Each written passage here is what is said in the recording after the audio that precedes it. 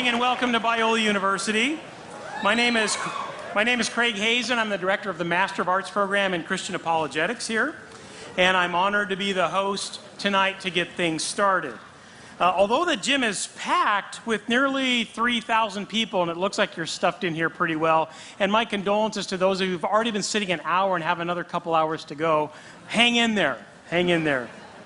But you're not the only ones watching. There are thousands of people in other venues on this campus. Not only that, there are people in overflow sites really across the country and around the world.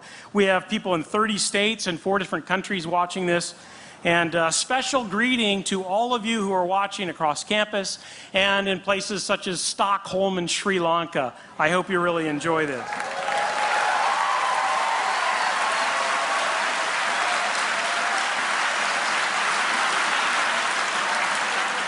A special greeting to some distinguished guests tonight. William Lane Craig's wife, Jan, is here. Jan, it's good to see you. Betsy Hewitt is here. Yeah. My wife Karen Hazen is here. Dr. Barry Corey, the university president, is here.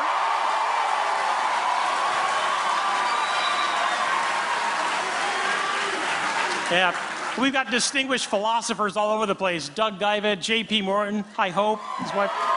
Good. All right. We're thrilled all of you could come. Well, this event was initiated by the Associated Students of Biola University, and it makes sense that AS President Eric Weaver should give a quick welcome on behalf of the student body. Eric, come on up.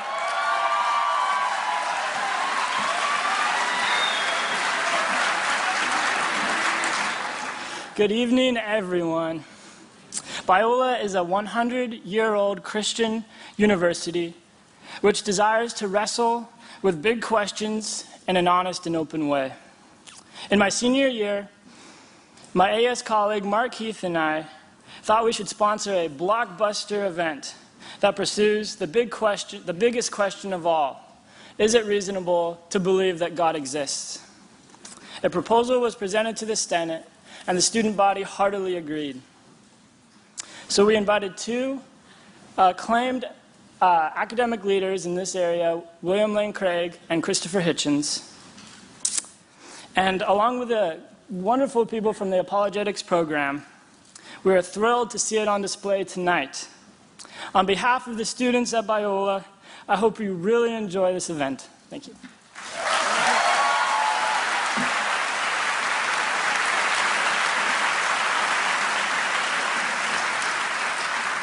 Thank you for representing the students, Eric. You're a senior. How's that job search going in this economy? Is that going well? Is that going? Yeah. We'll give you some help. Oh no, our career service is on Biola first rank. Thank you. Well, the students got this going, but there is one other important sponsor, and that is the program that I direct, the Master of Arts program in Christian Apologetics. If you like wrestling with the big questions, the existence of God, evidence for the resurrection, the problem of evil, the historical reliability of the Bible, reconciling science and faith, this really is a degree program for you. And if you're watching at a distance and you're thinking, I can't do it because I don't live in Southern California, that's not the case. We have this amazing distance learning program, and it's really open to anybody, and you don't need to relocate to Southern California, although it was a very nice day today. You might want to consider it. Although they've just taxed us into oblivion, so you may want to reconsider that. If you want to find out about these programs, check out biola.edu, biola.edu, and go to the Christian Apologetics page on that site. Well, how is this all going to work tonight? It's pretty straightforward. In fact, your handy-dandy program will tell you what's going on right up at the top inside panel, the program, numbers 1 through 8.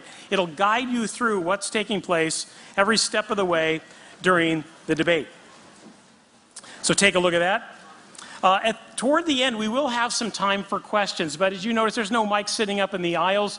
We are going to throw it open to the students. We have a student section up there. Bravo. Students of all stripes. Now, it's your job tonight to think up some tough questions. And I expect you to actually vet them. That is, you may have learned in school that there's no such thing as a dumb question. That is not true, okay? not to intimidate you, but check it out. Do peer review. If you come up with a question, run it by the person next to you or on either side, and let's see how it goes. So we'll throw it open for some Q&A time, and our thoughtful moderator will make sure it goes well. All right. Well, when we're done tonight, there's one other thing you need to be considering, and that is getting outside of this building to the pavilion right outside here and several places along the walkway to pick up the featured books tonight. One is God is Not Great by Christopher Hitchens, and another one is Reasonable Faith by William Lane Craig. These are the featured books. Pick them up and you can actually have them signed. To have them signed, just walk out this building, look for all the lights, and there's some tables out there, and our distinguished debaters will be out there signing books and answering your toughest questions right there at the table, I'm sure. If you've got a lot of books at home, in fact, you own a book so you don't need another one, perhaps you can buy some DVDs or CDs of some dynamite debates and lectures that Bill Craig has done around the world. These are first-rank materials, and our apologetics program is actually the center point for getting all of these. So if you want to get them tonight, they've got wonderful special deals. Check out the red flyer in your brochure, and that will tell you the scoop. You can even pre-order tonight's debate. If you'd like to get a copy of it, it's something you want to share with a lot of people, you can pre-order it tonight, fill out the form, take it to the table, and they'll move you right through.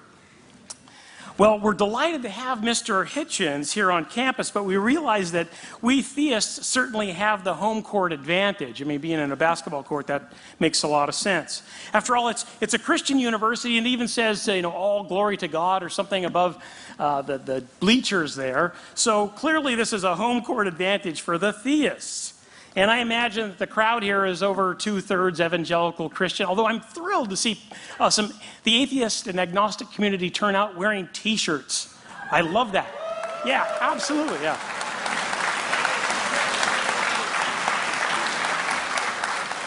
I was lecturing at the University of South Florida a few weeks ago, and the entire atheist club came out wearing T-shirts, and we had the best time ever, so I expect the same tonight. Well, since we have the home court advantage, those of you who are theists, believers in God, please let's be polite to Christopher Hitchens. He's known to say a provocative thing or two. So if you could practice your polite golf clap. All right, let's practice that. Practice that. No shouting, no hooting. There'll be plenty of opportunity for it, but let's restrain ourselves. And those of you who are from the atheist and agnostic community, again, no shouting, no hooting, no hollering. In fact, Mr. Hitchens, I can guarantee, doesn't really need a lot of help. I just saw a video of him debating like 4 prominent evangelical theists in Dallas, and it really wasn't fair. We needed more theists on the panel.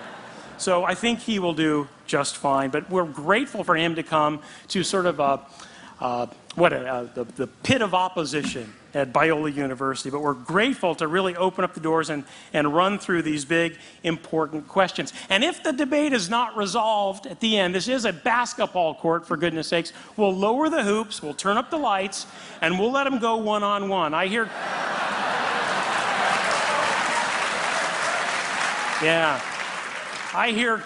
Chris has game, so we'll see how that goes. Well, let's get to it. It's my pleasure to introduce our moderator of the debate tonight, and he'll get this party started. Hugh Hewitt. Yes, Hugh Hewitt.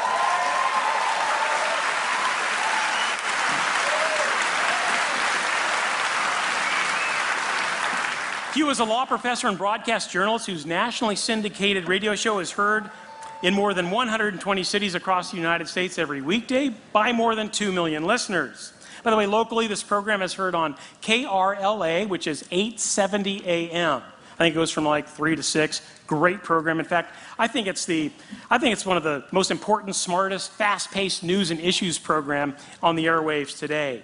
So check that out. If you live in outlying regions, check hughhewitt.com to find out where he's broadcasting or podcasting. Professor Hewitt is a graduate of Harvard College and the University of Michigan Law School. He has been teaching constitutional law at Chapman University Law School since it opened in 1995. He was a frequent guest on all the big cable news networks and has written for the most important newspapers in the country. He's received 3 Emmys for his groundbreaking television work and is the author of 8 books, including 2 bestsellers. Professor Hewitt served for nearly 6 years in the Reagan administration in a variety of posts, including assistant counsel in the White House and special assistant to 2 attorneys general. Don't miss his daily blog at hughhewitt.com. He's always been so very generous with his time toward events like these at Biola, and we are deeply grateful for his help here tonight. Join me in welcoming our moderator, Professor Hugh Hewitt.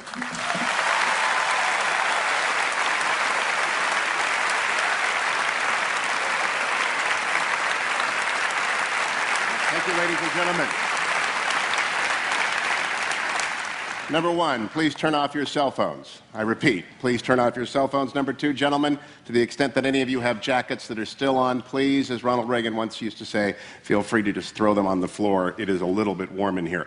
Our guests, by virtue of this crowd, it is obvious, need no introduction. I am not going to waste time, then, on elaborate introductions. I just wish to thank them both for being willing to participate in this most important of conversations.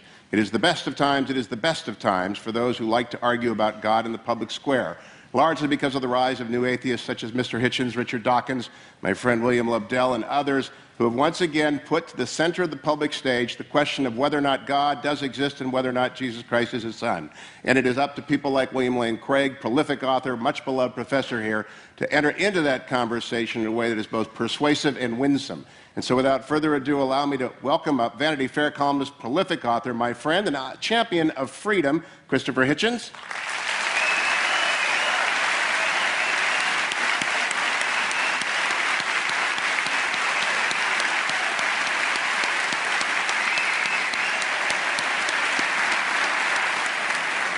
And from this extraordinary lighthouse institution, another prolific author and apologist, a scholar extraordinaire, who, like Mr. Hitchens, has his PhD from a wonderful English university, Professor William Lane Craig. Please, Professor.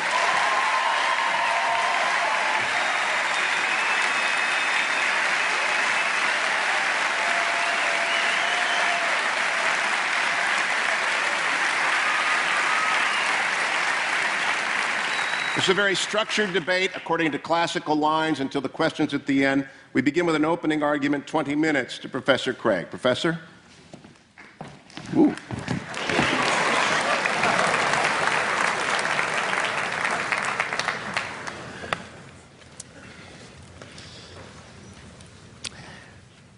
Good evening. I am very excited to be participating in this debate tonight. Jan and I used to sit in those very bleachers right over there watching our son John run up and down this court as a forward on the Biola Eagles. And so I feel like I'm playing on the home court tonight. And I want to commend Mr. Hitchens for his willingness to come into this den of lambs and to defend his views tonight. On the other hand, if I know Biola students, I suspect that a good many of you, when you came in tonight, said to yourself, I'm going to check my own views at the door, and I'm going to assess the arguments as objectively as possible. I welcome that challenge. You see, the question of God's existence is of interest not only to religion, but also to philosophy. Now, Mr. Hitchens has made it clear that he despises and disdains religion, but presumably he is not so contemptuous of philosophy. Therefore, as a professional philosopher, I'm going to approach tonight's question philosophically, from the standpoint of reason and argument. I'm convinced that there are better arguments for theism than for atheism. So, in tonight's debate, I'm going to defend 2 basic contentions. First, that there's no good argument that atheism is true. And secondly, that there are good arguments that theism is true. Now, notice carefully the circumscribed limits of those contentions. We're not here tonight to debate the social impact of religion, or Old Testament ethics, or biblical inerrancy. All interesting and important topics, no doubt, but not the subject of tonight's debate, which is the existence of God. Consider then my first contention, that there's no good argument that atheism is true. Atheists have tried for centuries to disprove the existence of God, but no one's ever been able to come up with a successful argument. So, rather than attack straw men at this point, I'll just wait to hear Mr. Hitchens present his arguments against God's existence, and then I'll respond to them in my next speech. In the meantime, let's turn to my second main contention, that there are good arguments that theism is true. On your program insert, I outline some of those arguments. Number one, the cosmological argument. The question of why anything at all exists is the most profound question of philosophy. The philosopher Derek Parfit says, "No question is more sublime than why there is a universe, why there is anything, rather than nothing." Typically, atheists have answered this question by saying that the universe is just eternal and uncaused. But there are good reasons, both philosophically and scientifically, to think that the universe began to exist. Philosophically, the idea of an infinite past seems absurd. Just think about it. If the universe never began to exist, that means that the number of past events in the history of the universe is infinite. But mathematicians recognize that the existence of an actually infinite number of things leads to self-contradictions. For example, what is infinity minus infinity? Well, mathematically, you get self-contradictory answers. This shows that infinity is just an idea in your mind, not something that exists in reality. David Hilbert, perhaps the greatest mathematician of the 20th century, wrote, "The infinite is nowhere to be found in reality. It neither exists in nature nor provides a legitimate basis for rational thought. The role that remains for the infinite to play is solely that of an idea." But that entails that since past events are not just ideas, but are real, the number of past events must be finite. Therefore, the series of past events can't go back forever. Rather, the universe must have begun to exist. This conclusion has been confirmed by remarkable discoveries in astronomy and astrophysics. In one of the most startling developments of modern science, we now have pretty strong evidence that the universe is not eternal in the past, but had an absolute beginning about 13 billion years ago in a cataclysmic event known as the Big Bang. What makes the Big Bang so startling is that it represents the origin of the universe from literally nothing. For all matter and energy, even physical space and time themselves, came into being at the Big Bang. As the physicist P.C.W. Davies explains, the coming into being of the universe, as discussed in modern science, is not just a matter of imposing some sort of organization upon a previous incoherent state, but literally the coming into being of all physical things from nothing. Now, this puts the atheist in a very awkward position. As Anthony Kinney of Oxford University urges, a proponent of the Big Bang theory, at least if he is an atheist, must believe that the universe came from nothing and by nothing. But surely that doesn't make sense. Out of nothing, nothing comes. So why does the universe exist instead of just nothing? Where did it come from? There must have been a cause which brought the universe into being. Now, as the cause of space and time, this being must be an uncaused, timeless, spaceless, immaterial being of unfathomable power. Moreover, it must be personal as well. Why? Because the cause must be beyond space and time. Therefore, it cannot be physical or material. Now, there are only two kinds of things that fit that description. Either an abstract object, like numbers, or else a personal mind. But abstract objects can't cause anything. Therefore, it follows that the cause of the universe is a transcendent, intelligent mind. Thus, the cosmological argument gives us a personal creator of the universe. 2, the teleological argument. In recent decades, scientists have been stunned by the discovery that the initial conditions of the Big Bang were fine-tuned for the existence of intelligent life with a precision and delicacy that literally defy human comprehension. This fine-tuning is of two sorts. First, when the laws of nature are expressed as mathematical equations, you find appearing in them certain constants, like the gravitational constant. These constants are not determined by the laws of nature. The laws of nature are consistent with a wide range of values for these constants. Second, in addition to these constants, there are certain arbitrary quantities put in as initial conditions on which the laws of nature operate. For example, the amount of entropy or the balance between matter and antimatter in the universe. Now, all of these constants and quantities fall into an extraordinarily narrow range of life-permitting values.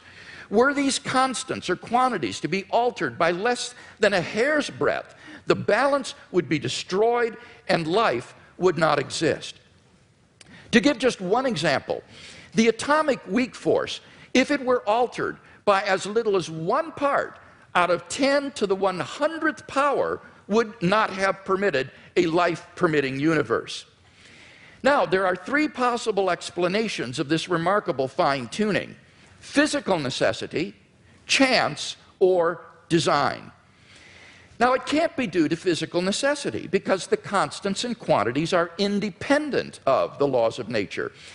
In fact, string theory predicts that there are around 10 to the 500th power different possible universes consistent with nature's laws. So could the fine-tuning be due to chance? Well, the problem with this alternative is that the odds against the fine-tunings occurring by accident are so incomprehensibly great that they cannot be reasonably faced.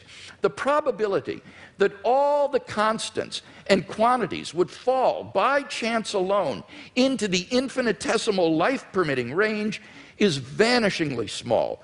We now know that life-prohibiting universes are vastly more probable than any life-permitting universe. So if the universe were the product of chance, the odds are overwhelming that it would be life-prohibiting. In order to rescue the alternative of chance, its proponents have therefore been forced to resort to a radical metaphysical hypothesis, namely that there exists an infinite number of randomly ordered, undetectable universes composing a sort of world ensemble or multiverse of which our universe is but a part. Somewhere in this infinite world ensemble, finely tuned universes will appear by chance alone, and we happen to be one such world. Now, wholly apart from the fact that there's no independent evidence that such a world ensemble even exists, the hypothesis faces a devastating objection. Namely, if our universe is just a random member of an infinite world ensemble, then it is overwhelmingly more probable that we should be observing a much different universe than what we in fact observe.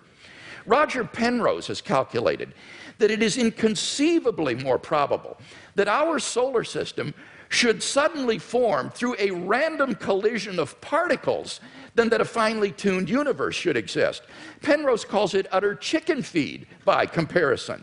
So, if our universe were just a random member of a world ensemble, it is inconceivably more probable that we should be observing an orderly region no larger than our solar system. Observable universes like those are simply much more plenteous in the world ensemble than finely tuned worlds like ours, and therefore ought to be observed by us. Since we do not have such observations, that fact strongly disconfirms the multiverse hypothesis.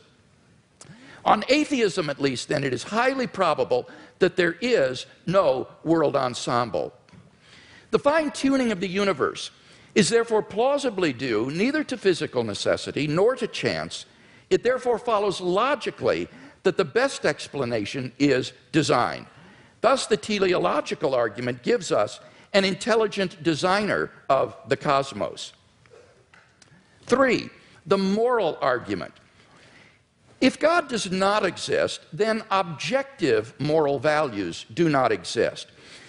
By objective moral values, I mean moral values which are valid and binding, whether we believe in them or not. Many theists and atheists agree that if God does not exist, then moral values are not objective in this way. Michael Ruse, a noted philosopher of science, explains, the position of the modern evolutionist is that morality is a biological adaptation, no less than our hands and feet and teeth. Considered as a rationally justifiable set of claims about an objective something, ethics is illusory. I appreciate that when somebody says, love thy neighbor as thyself, they think they are referring above and beyond themselves. Nevertheless, such reference is truly without foundation. Morality is just an aid to survival and reproduction, and any deeper meaning is illusory. Like Professor Ruse, I just don't see any reason to think that in the absence of God, the morality which has emerged among these imperfectly evolved primates we call Homo sapiens is objective. And here Mr. Hitchens seems to agree with me. He says moral values are just innate predispositions ingrained into us by evolution. Such predispositions, he says, are inevitable for any animal endowed with social instincts. On the atheistic view, then, an action like rape is not socially advantageous, and so in the course of human development has become taboo. But that does absolutely nothing to prove that rape is really morally wrong. On the atheistic view, there's nothing really wrong with raping someone. But the problem is that objective values do exist, and deep down we all know it. In moral experience, we apprehend a realm of objective moral goods and evils. Actions like rape, cruelty, and child abuse aren't just socially unacceptable behavior, they're moral abominations. Some things, at least, are really wrong. Similarly, love, equality, and self-sacrifice are really good. But then it follows logically and necessarily that God exists. Number 4, the resurrection of Jesus. The historical person, Jesus of Nazareth, was a remarkable individual. Historians have reached something of a consensus that the historical Jesus came on the scene with an unprecedented sense of divine authority, the authority to stand and speak in God's place. He claimed that in himself the kingdom of God had come. And as visible demonstrations of this fact, he carried out a ministry of miracle working and exorcisms. But the supreme confirmation of his claim was his resurrection from the dead. If Jesus did rise from the dead, then it would seem that we have a divine miracle on our hands and thus evidence for the existence of God. Now, most people probably think that the resurrection of Jesus is something you just believe in by faith or not. But there are actually 3 established facts recognized by the majority of New Testament historians today, which I believe are best explained by the resurrection of Jesus. Fact number 1, on the Sunday after his crucifixion, Jesus' tomb was discovered empty by a group of his women followers.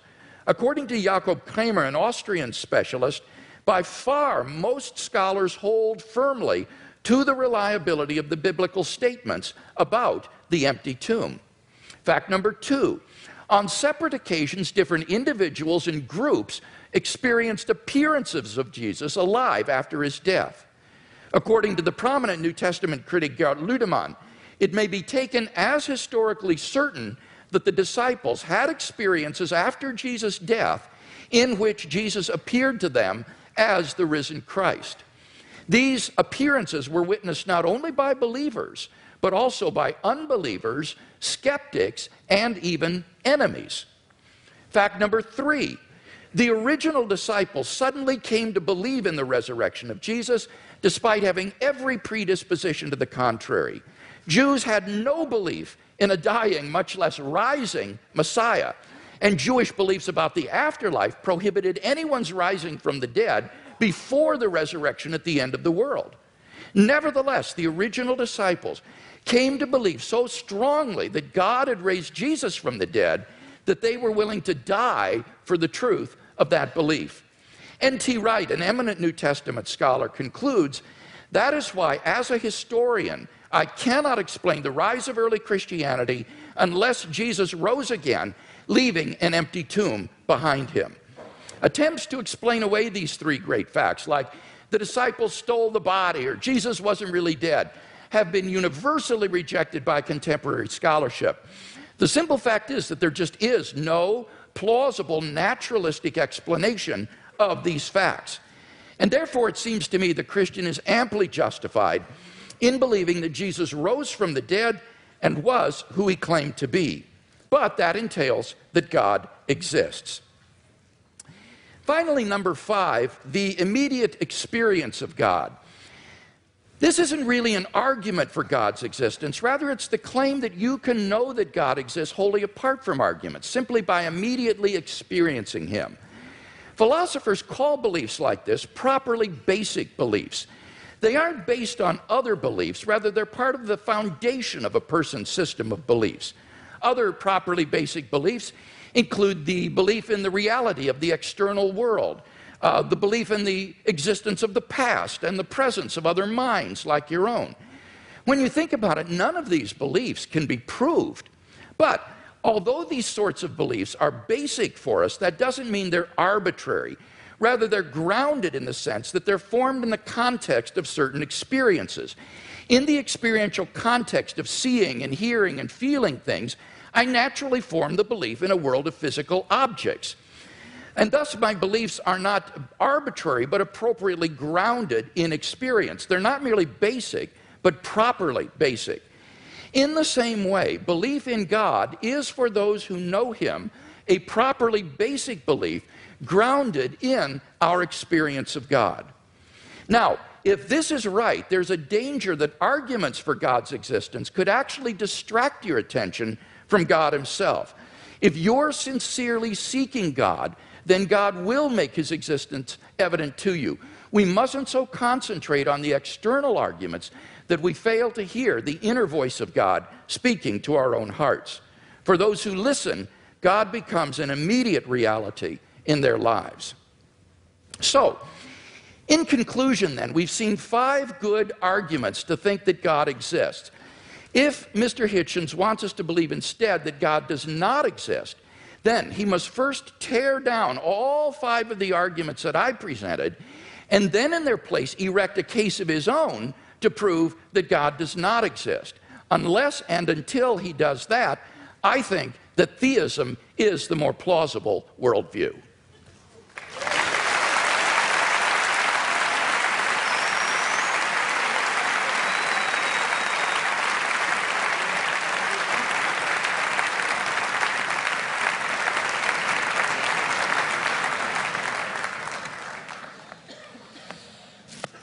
Well, am I audible? Am I audible to all? Yes. Well, ladies and gentlemen, brothers and sisters, comrades, friends, thanks for coming out, as Senator Larry Craig actually did say at his press conference. Thank you, Mr. Hewitt and Dr. Craig, for being among the very many Christians who have so generously and hospitably and warmly taken me up on the challenge I issued when I started my little book tour and welcomed me to your places to have this most important of all discussions. I can't express my gratitude enough. And thanks to the very nice young ladies who I ran into at the Elephant Bar this afternoon, where I hadn't expected a posse of Biola students to be on staff, but where I thought, God, they're everywhere now.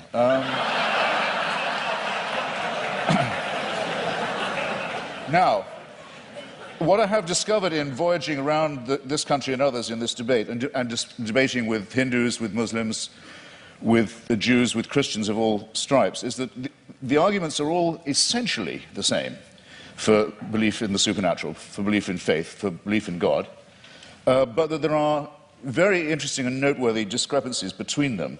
And one that I want to call attention to at the beginning of this evening is between those like my friend Doug Wilson, with whom I've now done a book of argument about Christian apologetics, who would call himself a presuppositionalist, in other words, for whom really it's only necessary to discover the workings of God's will in the cosmos, and to assume that the truth of Christianity is already proven, and what are called, and they include Dr. Craig with great honor and respect in this, the evidentialists. Now, I want to begin by saying that this distinction strikes me first as a very charming distinction, and second as false, or perhaps as a distinction without a difference. Well, why do I say charming? Because I think it's rather sweet that people of faith also think they ought to have some evidence. And I think it's progress of a kind. After all, if we had been having this debate in the mid-19th century, Professor Craig or his equivalent would have known little or probably nothing about the laws of physics and biology. Maybe even less than I know now, which is to say quite a lot in its way. And they would have grounded themselves, or he would have grounded himself, on faith, on Scripture, on revelation, on the prospect of salvation, on the means of grace, and the hope of glory, and perhaps on Paley's natural theology.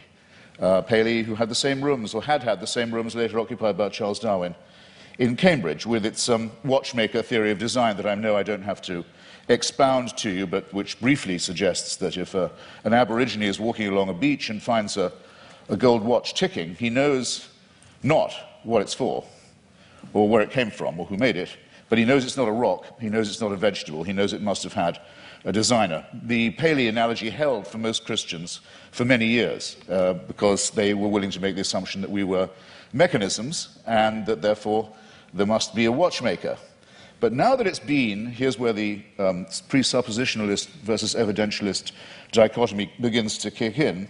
Now it's been rather painstakingly and elaborately demonstrated, to the satisfaction of most people, I don't want to just use arguments from authority, but it's not very much contested anymore, that we are not designed as creatures, but that we evolved by a rather laborious combination of random mutation and natural selection into the species that we are today.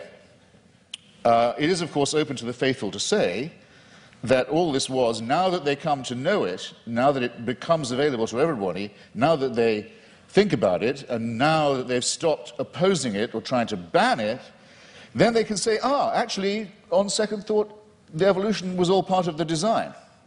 Well, as you will recognize, ladies and gentlemen, there are some arguments I can't be expected to refute or rebut, because there's no way around that argument. I mean, if everything, including evolution, which isn't a design, is nonetheless part of a divine design, then all the advantage goes to the person who's willing to believe that. That cannot be disproved.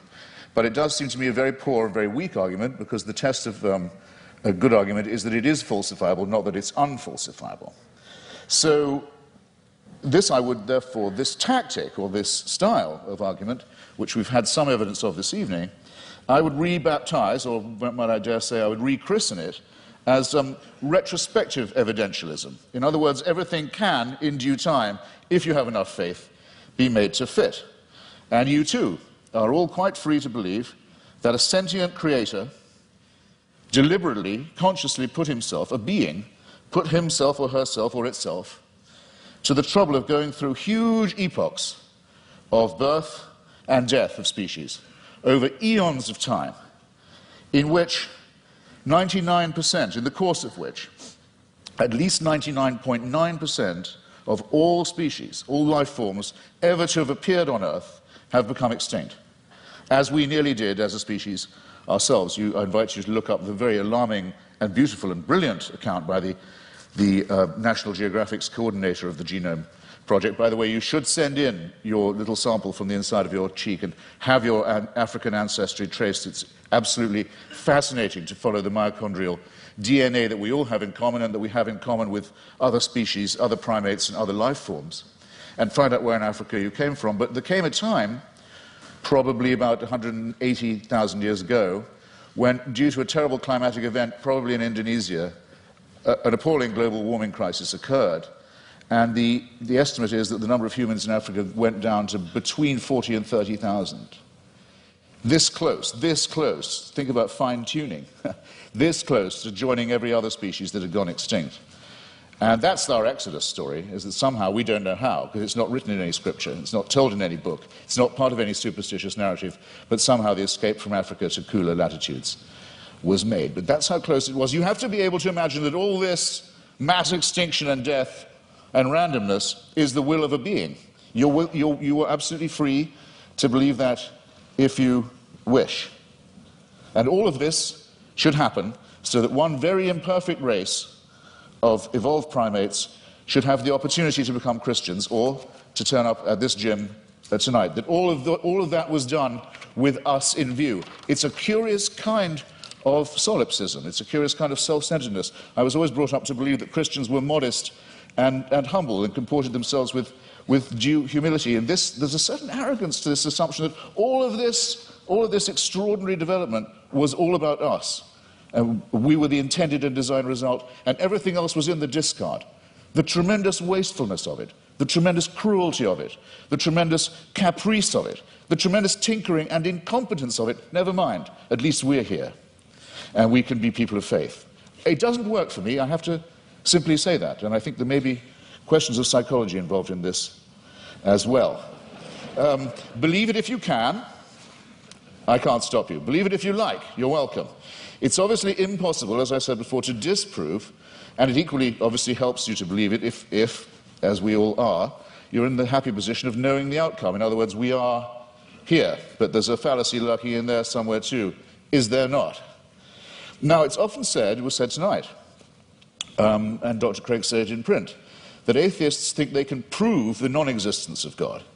This, in fact, very slightly but crucially misrepresents what we've always said. And there's nothing new about the new atheists, it's just we're recent. There's nothing particularly new. Dr. Victor Stenger, a great scientist, has written a book called The Failed Hypothesis, which he says he thinks that science can now license the claim that there definitely is no God, but he's unique in that, and I think very bold and courageous. Here's what we argue. We argue quite simply that there's no plausible or convincing reason, certainly no evidential one, to believe that there is such an entity, and that all observable phenomena, including the cosmological one to which I'm coming, are explicable without the hypothesis. You don't need the assumption. And this objection itself, our school, falls into at least two, perhaps three sections. There's no such thing, no such word, though there should be, as adeism, or as being an adeist, but if there was one, I would say that's what I was. I don't believe that we are here as the result of a design, or that by making the appropriate propitiations and adopting the appropriate postures and following the appropriate rituals, we can overcome death. I don't believe that, and for a priori reasons, don't. If there was such a force, which I cannot prove by definition that there was not, if there was an entity that was responsible for the beginning of the cosmos, and that also happened to be busily engineering the very laborious production of life on our little planet, it still wouldn't prove that this entity cared about us, answered prayers, cared what church we went to, or whether we went to one at all, cared who we had sex with, or in what position, or by what means, cared what we ate, or on what day, cared whether we lived or died. There's no reason at all why this entity isn't completely indifferent to us. You cannot get from deism to theism except by a series of extraordinarily generous to yourself assumptions. The deist has all his work still ahead of him to show that it leads to revelation, to redemption, to salvation, or to suspensions of the natural order, in which hitherto you've been putting all your faith, all your evidence is on scientific and natural evidence, or why not, for a change of pace and a change of taste, say yes, but sometimes this same natural order, which is so miraculous in observation, no question about it, is so impressive in its favouring the conditions for life in some ways, but it's randomly suspended when miracles are required. So with caprice and contempt, these laws turn out not to be so important after all, as long as the truth of religion can be proved by their being rendered inoperative. This is having it both ways in the most promiscuous and exorbitant manner in my submission. Bear in mind also that these are not precisely the differences between Dr. Craig and myself, I mean, morally or intellectually equivalent claims. After all, Dr. Craig, to win this argument, has to believe and prove to a certainty. He's not just saying there might be a God, because he has to say there must be one, otherwise we couldn't be here and there couldn't be morality. It's not a contingency for him. I have to say that I appear as a skeptic who believes that doubt is the great engine, the great fuel of all inquiry, all discovery, and all innovation, and that I doubt these things. The disadvantage, it seems to me, in the argument goes to the person who says, no, I know it, it must be true, it is true. We're too early in the study of physics or biology, it seems to me, to be dealing in certainties of that kind, especially when the stakes are so high. It seems to me, to put it in a condensed form, extraordinary claims, such as the existence of a divine power with a son who cares enough to come and redeem us, extraordinary claims require truly extraordinary evidence. I don't think any of the evidence we heard from Dr. Craig, brilliantly marshaled as it was extraordinary enough to justify the extreme claims that are being made and backed by it. Hypocrisy, said La Rochefoucauld, is the compliment that vice pays to virtue. Retrospective evidentialism strikes me in something of the same sort of light. It's a concession made to the need for fact. Maybe we better have some evidence to go along with our faith, but look at what Dr. Craig says in his book. He says, I'll quote directly, he says, should a conflict arise between the witness of the Holy Spirit to the fundamental truth of the Christian faith and beliefs based on argument and evidence, then it is the former which must take precedence over the latter. He adds not vice versa, but a good editor, I think, would have told you, you don't have to put the vice versa in. It's clear enough as it is. I'll say it again. Should a conflict arise between the witness of the Holy Spirit to the fundamental truth of the Christian faith and beliefs based on argument and evidence, then it's the former which must take precedence over the latter. That's not evidentialism. That's just faith. It's a priori belief. It's rephrased in another edition. It says, therefore, the role of rational argumentation in knowing Christianity to be true is the role of a servant. A person knows Christianity is true because the Holy Spirit tells him it is true. And while argument and evidence can be used to support this conclusion, they cannot legitimately overrule it. Now, then he goes on to say, the Bible says all men are without excuse. Even those who are given no reason to believe, and many persuasive reasons to disbelieve, have no excuse, because the ultimate reason they do not believe is that they have deliberately rejected God's Holy Spirit. That would have to be me. But you see where this lands you, ladies and gentlemen, with the Christian apologetic. You're told you're a miserable sinner who is without excuse. You've disappointed your God who made you, and you've been so ungrateful as to rebel. You're contemptible, you're worm-like, but you can take heart. The whole universe was designed with just you in mind. These two claims are not just mutually exclusive, but I think they're intended to compensate each other's cruelty and ultimately absurdity.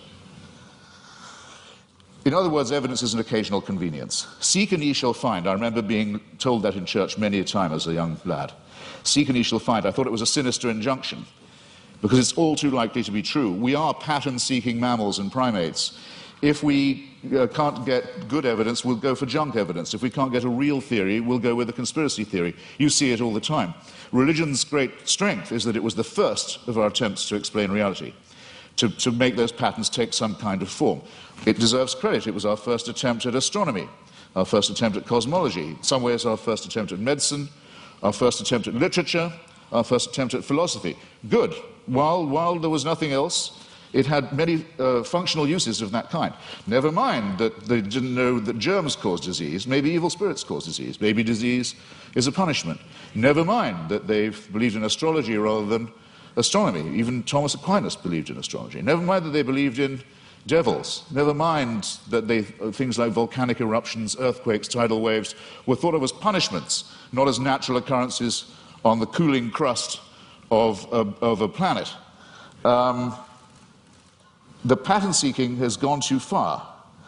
And it's gone, I think, much too far with what was until recently thought of as Christianity's greatest failure, greatest of all failures, cosmology, the one thing Christianity knew nothing about and taught the most abject nonsense about. For most of its lifetime, Christianity taught that the earth itself was the center of the universe, and we had been given exclusive dominion as a species over it. It could not have been more wrong.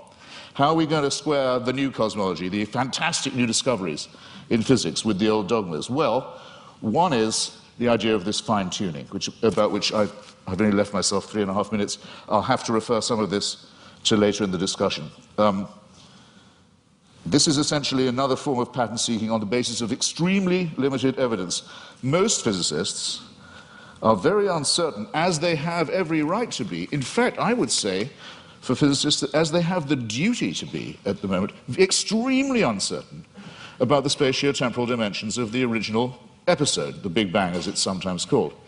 We're in the very, very early stages of this inquiry. We hardly know what we don't know about the origins of the universe. We're viewing it from an unimaginable distance, not just an unimaginable distance in space. We're perched on a tiny rock in an extremely small suburb of a fairly minor galaxy, trying to look to discern our origins, but also at an unbelievable distance in time. And we claim the right to say, we can see the finger of God in this process. It's an extraordinarily arrogant assumption. It either deserves a Nobel Prize in physics, which it hasn't yet got, I notice. I don't know any physicist who believes these assumptions are necessary, or it deserves a charge of hubris. Let me make 3 tiny, quick objections to it as it stands, and I'm no more a physicist than most of you are. I'll make these lay objections. 1, was there pre-existing material for this extra spatio-temporal being to work with? Or did he just will it into existence, the ex nihilo? Who designed the designer? Don't you run the risk with the presumption of a God and a designer and an originator of asking, well, where does that come from, where does that come from, and locking yourself into an infinite regress? Why are there so many shooting stars, collapsed suns, failed galaxies? We can see with the aid of a telescope, sometimes we can see with the naked eye. The utter failure, the total destruction of gigantic, unimaginable sweeps of outer space. Is this fine-tuning, or is it extremely random, capricious, cruel, mysterious, and incompetent? And have you thought of the nothingness that's coming? We know we have something now, and we speculate about what it might have come from, and there's a real question about ex nihilo, but nihilo is coming to us. In the night sky, you can already see the Andromeda Galaxy. It's heading straight for ours on a collision course. Is that part of a design? Was it fine-tuned to do that? We know that from the red light shift of the Hubble telescope, or rather Edwin Hubble's original discovery, the universe is expanding away from itself at a tremendous rate. It was thought that rate would go down for Newtonian reasons. No, it's recently been proved by Professor Lawrence Krauss, the rate of expansion is increasing. Everything is exploding away even faster. Nothingness is certainly coming. Who designed that?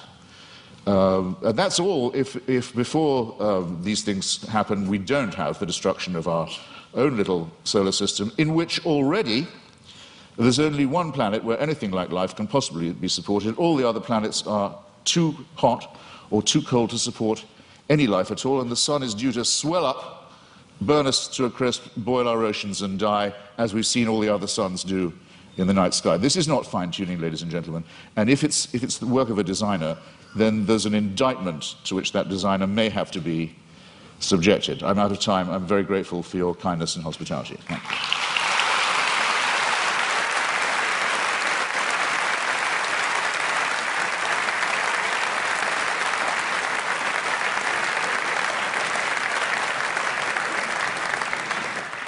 Dr. Craig, a 12-minute rebuttal.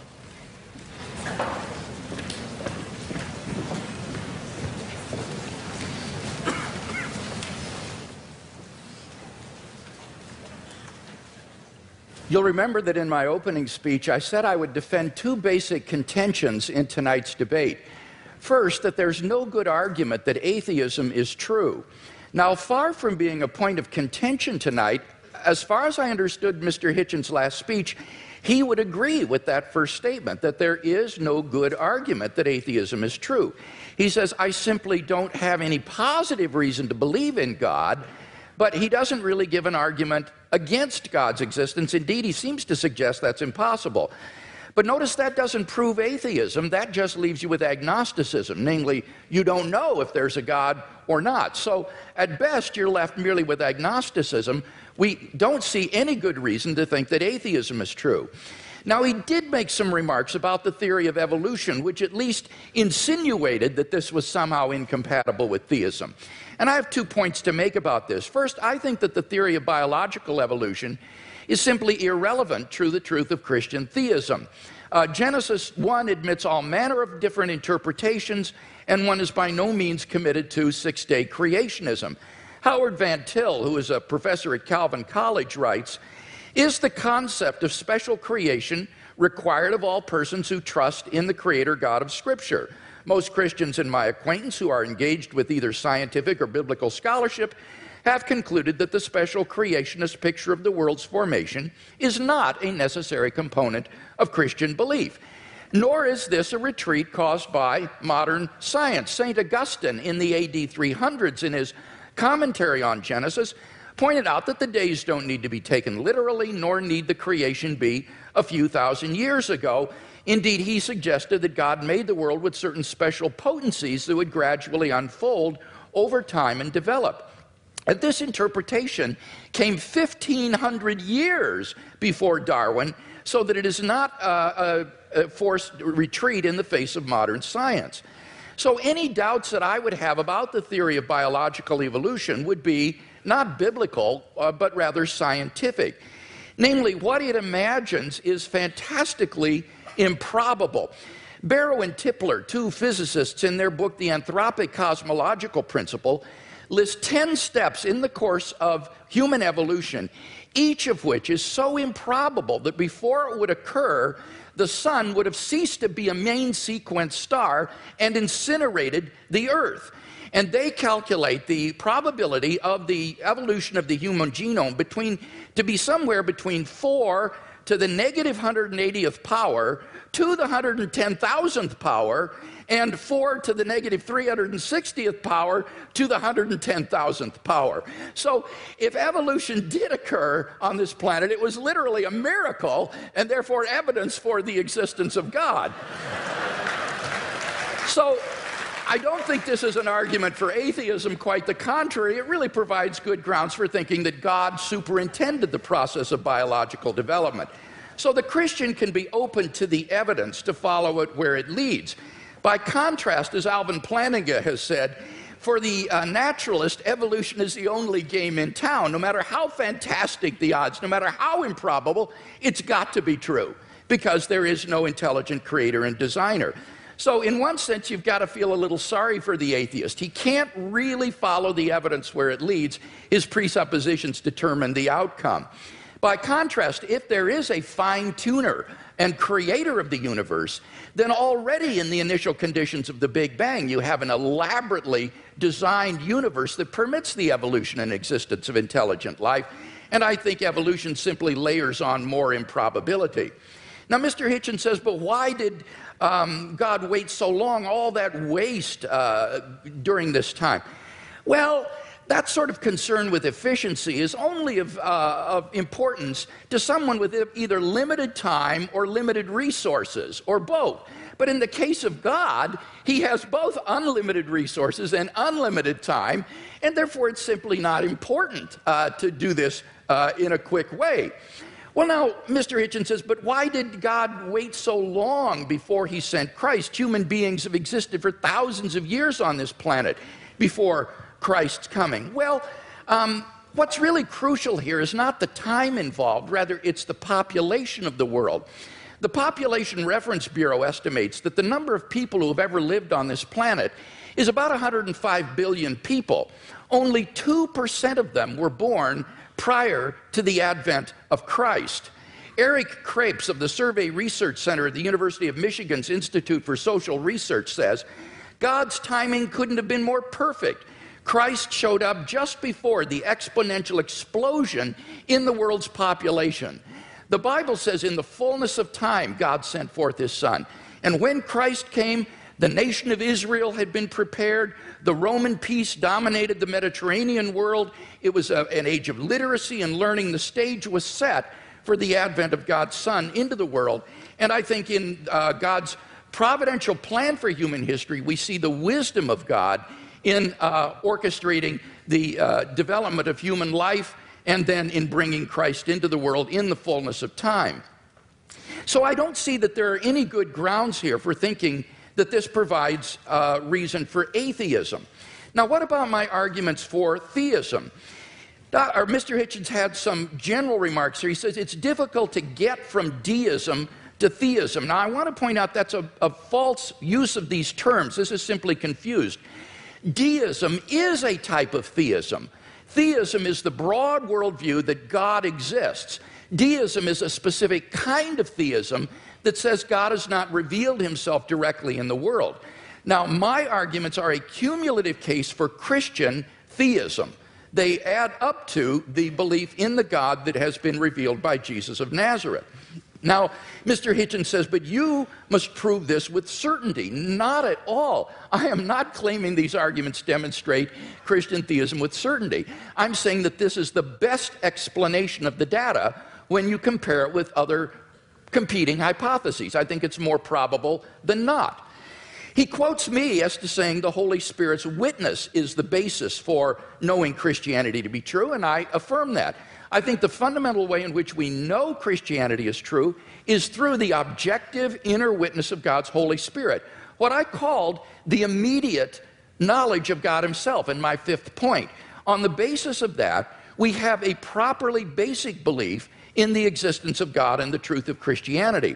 But when it comes to showing someone else that what we know through the witness of the Holy Spirit is true, here we appeal to argument and evidence as I've done tonight. And the arguments and evidence that I've appealed to are largely deductive arguments. This isn't retrospective evidentialism. These are deductive arguments. If the premises are true, then you cannot deny the conclusion on pain of irrationality because the conclusions follow with logical necessity from the premises. So the only way to deny the conclusion is you've got to show me which of the premises are false. That's why you've got that program insert with the premises in your program for these arguments. Mr. Hitchens needs to identify which premises of the argument he rejects as false if he's to reject the conclusions. Now, with respect to my cosmological argument, notice that he didn't dispute whatever begins to exist has a cause, nor did he dispute the philosophical and scientific arguments for the beginning of the universe. All he asked was the question, was there pre-existent material? The answer is no, there was not. As Barrow and Tipler point out, at this singularity, space and time came into existence.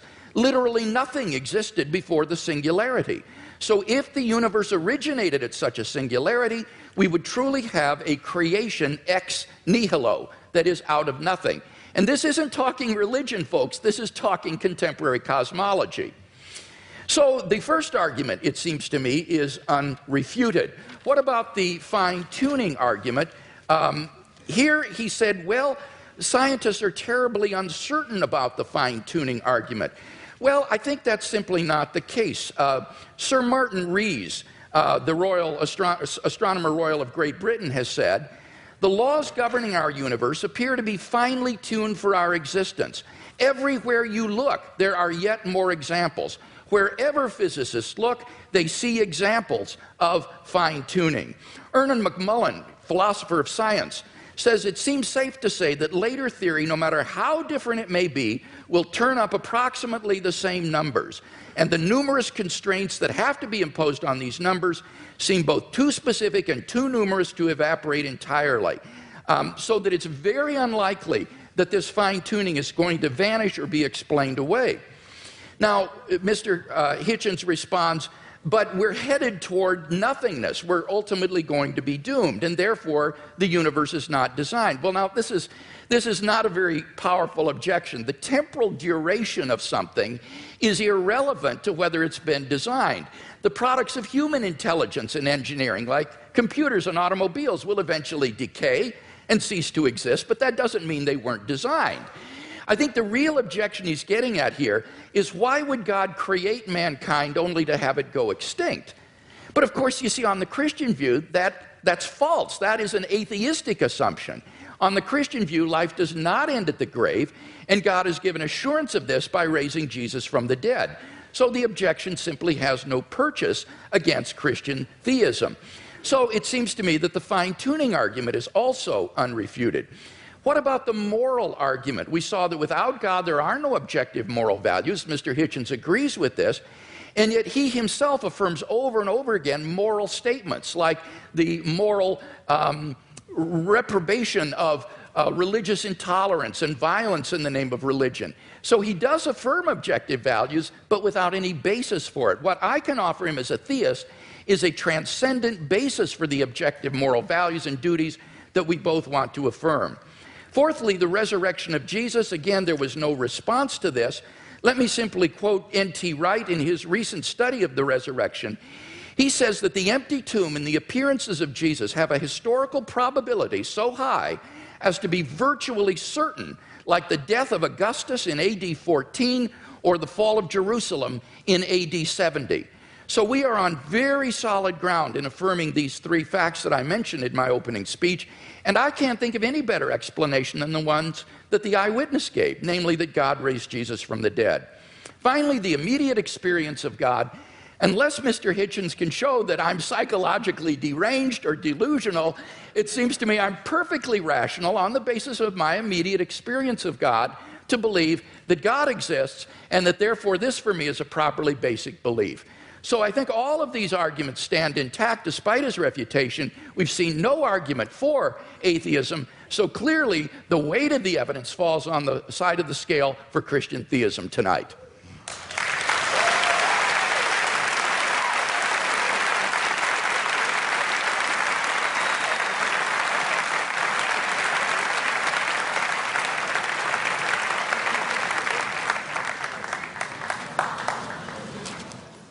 There is a terminological problem here, which may conceal more than just terminological difficulty. The proposition that atheism is true, or that is a misstatement of what I have to prove and what we believe. There's an argument among some of us as to whether we need the word at all. In other words, I don't have a special name for my unbelief in tooth fairies, say, or witches, or in Santa Claus. I just don't think that they're there. I don't have to prove a tooth fairyism. I don't have to prove a Santa Clausism. I don't have to prove a witchism. It's just, I have to say, I think that those who do believe these things have never been able to make a plausible or intelligible case for doing so.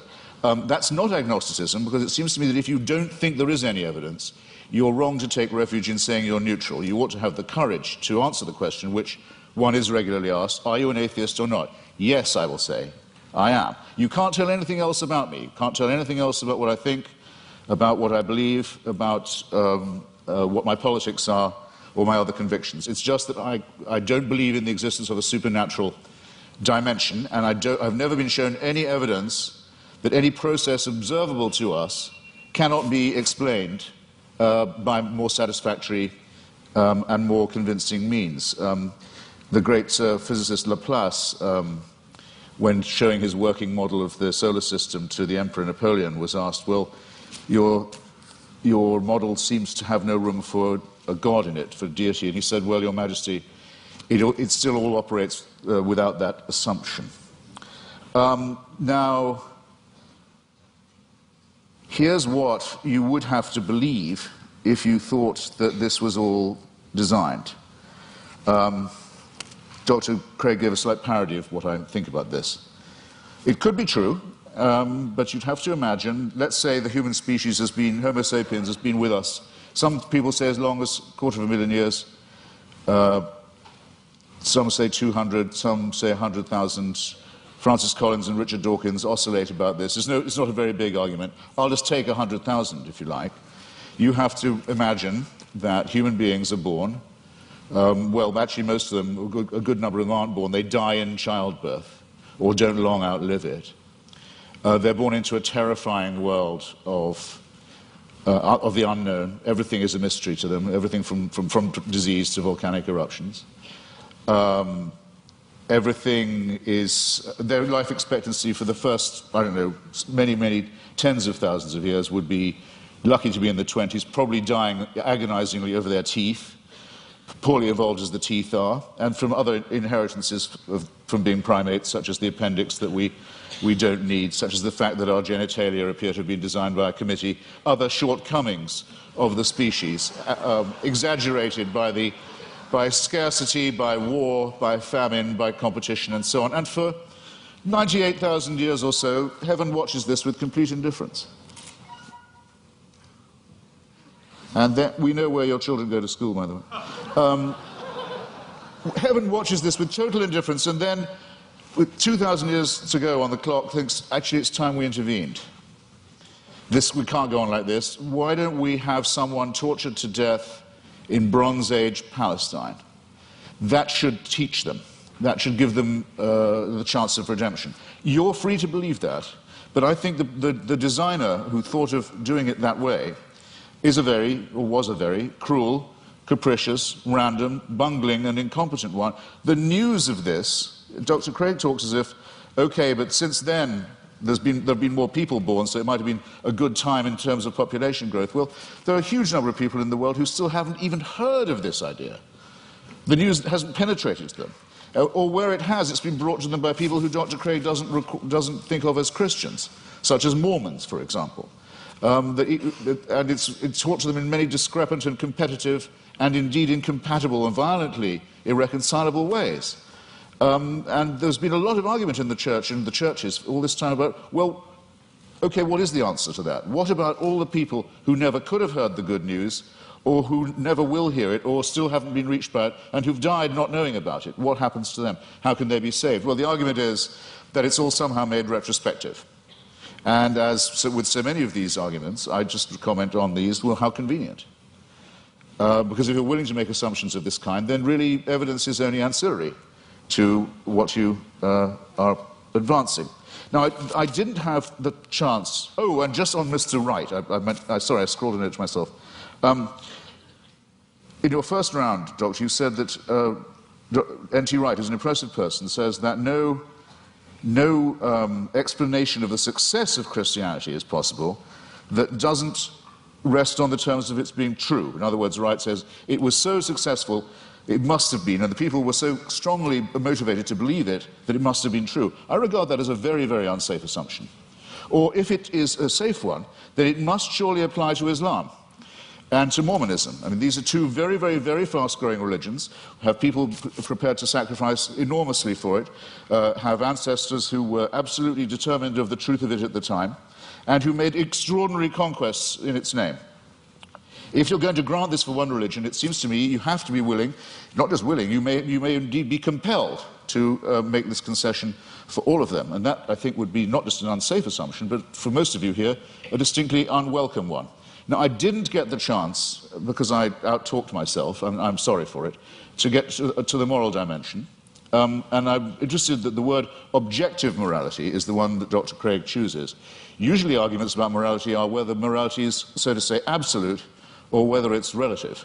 As to objectivity, I think it's a very good compromise word, by the way, and I'm very happy to accept it. But the problem with morality is this, in respect of religion. You can't prove that anyone behaves any better if they refer this problem upward to a supreme dictator of a celestial kind.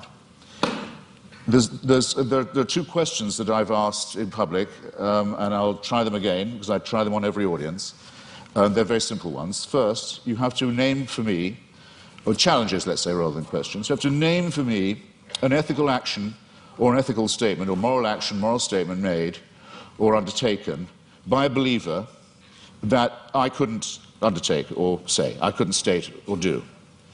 I haven't yet had an example pointed out of that to me. In other words, that a person of faith would have an advantage by being able to call upon divine sanction.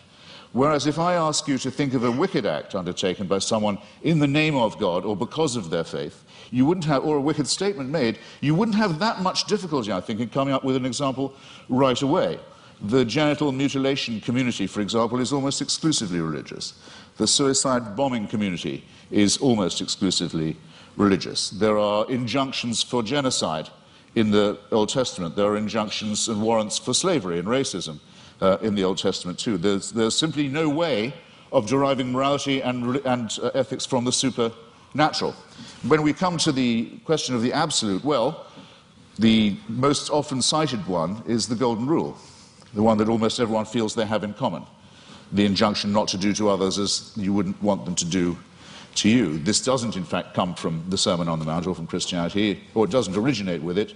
It's certainly adumbrated by Rabbi Hillel, a Babylonian rabbi, and it's to be found in the Analects of Confucius too. But it has, since we're talking about objective, relative, and absolute, a crucial weakness in it, unfortunately. We'd like to be able to follow it, but it's only really as good as the person who's uttering it. In other words, if I say, I won't treat you as I don't want you to treat me, what am I to do when confronted with Charles Manson? I want him treated in a way that I wouldn't want to be treated myself. Anything else would surely be completely relativistic. So the argument isn't at all advanced by saying that I couldn't know any of this. I couldn't have any moral promptings. I couldn't decide for myself if I see a pregnant woman being kicked in the stomach, that because she's pregnant, that's obviously worse than if it was just a woman who wasn't pregnant being kicked in the stomach. This is part of my patrimony as a human being. It's part of the essential emotional solidarity that I need to have with my fellow creatures to make us realize that we are brothers and sisters, one with another. We are dependent upon each other. We have duties. We have expectations of one another. And that if we didn't have these and try and fulfill them, we couldn't have got as far as we have. We couldn't have evolved as a species. We couldn't have ever had a society. There's never been a society found where rape and murder and perjury are not condemned. And these moral discoveries long, or absolutes if you want to call them that, long predate the arrival of anything recognizable as monotheism. It's a bit like the argument of free will. People say, well, how do you have free will? Do you think you do have it? Well, it's a very, very difficult subject indeed. Some religions say you don't, in effect, have it. That all is determined by heaven. You're really only a plaything in a larger game. I take that to be some of the point of Calvinism. There are some schools of Islam also that say it is only as Allah wills. There's no will of yours really involved, as long as you're willing to make the prostration and the obedience. So the connection between religion and free will isn't as simple, as easy as some people like to think it is. But I would say, yes, I think we have free will. When asked why I think so, I would have to take refuge in philosophical irony and say, because I don't think we have any choice but to have free will. But at least I know at this point that I'm being ironic, and that some of the irony is at my own expense, and it's a risk I have to be willing to run. But the Christian answer is, of course you have free will. The boss insists upon it. This somewhat degrades the freedom and redefines the idea of will. And it seems to me also that there's something degrading in the idea of saying that morality is derived in the same way, that it comes from on high, that we ourselves are not good enough, that we don't have the dignity, we don't have the self-respect, we don't have the character to know a right action or a right statement when we see it or when we want to perform it. It's this servile element in religion. It's not, strictly speaking, the subject of our debate this evening, I know, but I'm damned if I completely forego it.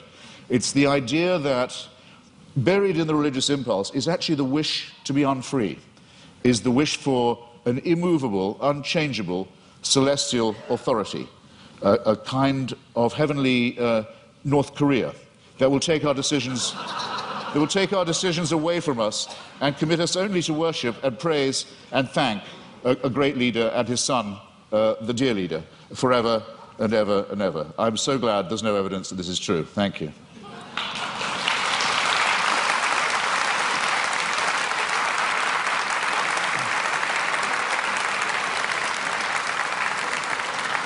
We now enter the period of cross-examination, which trial-like allows the questioner to pose and the answer only to answer and not to repeat the question or to dodge. 6 minutes of questions begin to Dr. Craig, followed by 6 minutes of questions to Mr. Hitchens. Dr. Craig, your questions for Mr. Hitchens. All right, let's talk first about whether there are any good arguments to think that atheism is true. Now, it seems to me that you're rather ambivalent here, that you say, you redefine atheism to mean a sort of atheism or non-theism. That's what it means. But how do you distinguish then the different varieties of non-theism? For example, what is normally called atheism, agnosticism, or the view of verificationists that the statement God exists is simply meaningless? Well, I mean, there are different schools of atheism, as you say, but there's no claim I know how to make that says atheism is true, because atheism is the statement that a certain proposition isn't true. So I wish you'd get this bit right, because there you go again. Well, I just devoted a little time to this. I said it is not in itself a belief or a system. It simply says you can get by better, probably, we think, without the assumption that no one who wants you to worship a God has ever been able to come up with a good enough reason to make you do it. Now, so the point is, though, that on your definition of atheism or non-theism, it really embodies a diversity of views, such as agnosticism, what is normally called atheism, or this verificationism. Now, which of those do you hold to within this umbrella of atheism? Are you an atheist who asserts the proposition God does not exist, or do you simply withhold belief in God in the way the agnostic does? Right. On some days, I'm a great. No, I'm not going to do you that much of a favor. On some days, I'm a great admirer of Thomas Huxley, who had the great debate with Bishop Wilberforce in Oxford at the Natural History Museum about Darwinism in the mid-19th century, and who was known as Darwin's bulldog. We would now say Darwin's pit bull, and who completely trounced the good bishop. But I can't thank him for inventing the term agnostic. And I can't thank him for some of his social Darwinist positions either, some of which are rather unattractive. I need an answer to this. My time is fleeting. Because I think agnosticism is evasive. To me, yes, if you talk about the power of the Holy Spirit and so forth, to me, that is meaningless. It's to me, I'm sorry, I've tried. It's white noise. It's like saying there is only one God and Allah is his messenger. It's gibberish to me. There are many of us, I'm sorry, there are just many of us of whom this is the case. It may be true, it is true. Okay, Mr. Hitchens, I got to press you here, because time is leaving. Feel free. What is your view exactly? Press away. Do you affirm God does not exist, or do you simply withhold belief? I think once I have said that I've never seen any persuasive evidence for the existence of something, and I've made real attempts to study the evidence presented and the arguments presented, that I will go as far as to say, have the nerve to say, that it does not therefore exist, except in the minds of its, except in the Henry Jamesian subjective sense that you say of it being so real to some people in their own minds that it counts as a force in the world. Yes. Okay, so you do affirm then that God does not exist. Now, what I want to know, and do you have any justification for that? I think I've come unwired in some horrible way. You're fine. Are you sure? Do you have any arguments leading to the conclusion that God does not exist? Well, I would rather. I think I'm wondering if I'm boring anybody now. I would rather say. I'd rather state it in reverse and say I find all the arguments in favor to be fallacious or unconvincing. And I'd have to add that though this isn't my reason for not believing in it, that I would be very depressed if it was true. But that's a quite different thing. I don't say of atheism that it's at all morally superior. That would be very risky. I wouldn't admit that it was at all morally inferior either, but we can at least be acquitted on the charge of wishful thinking. I wonder if that's the case.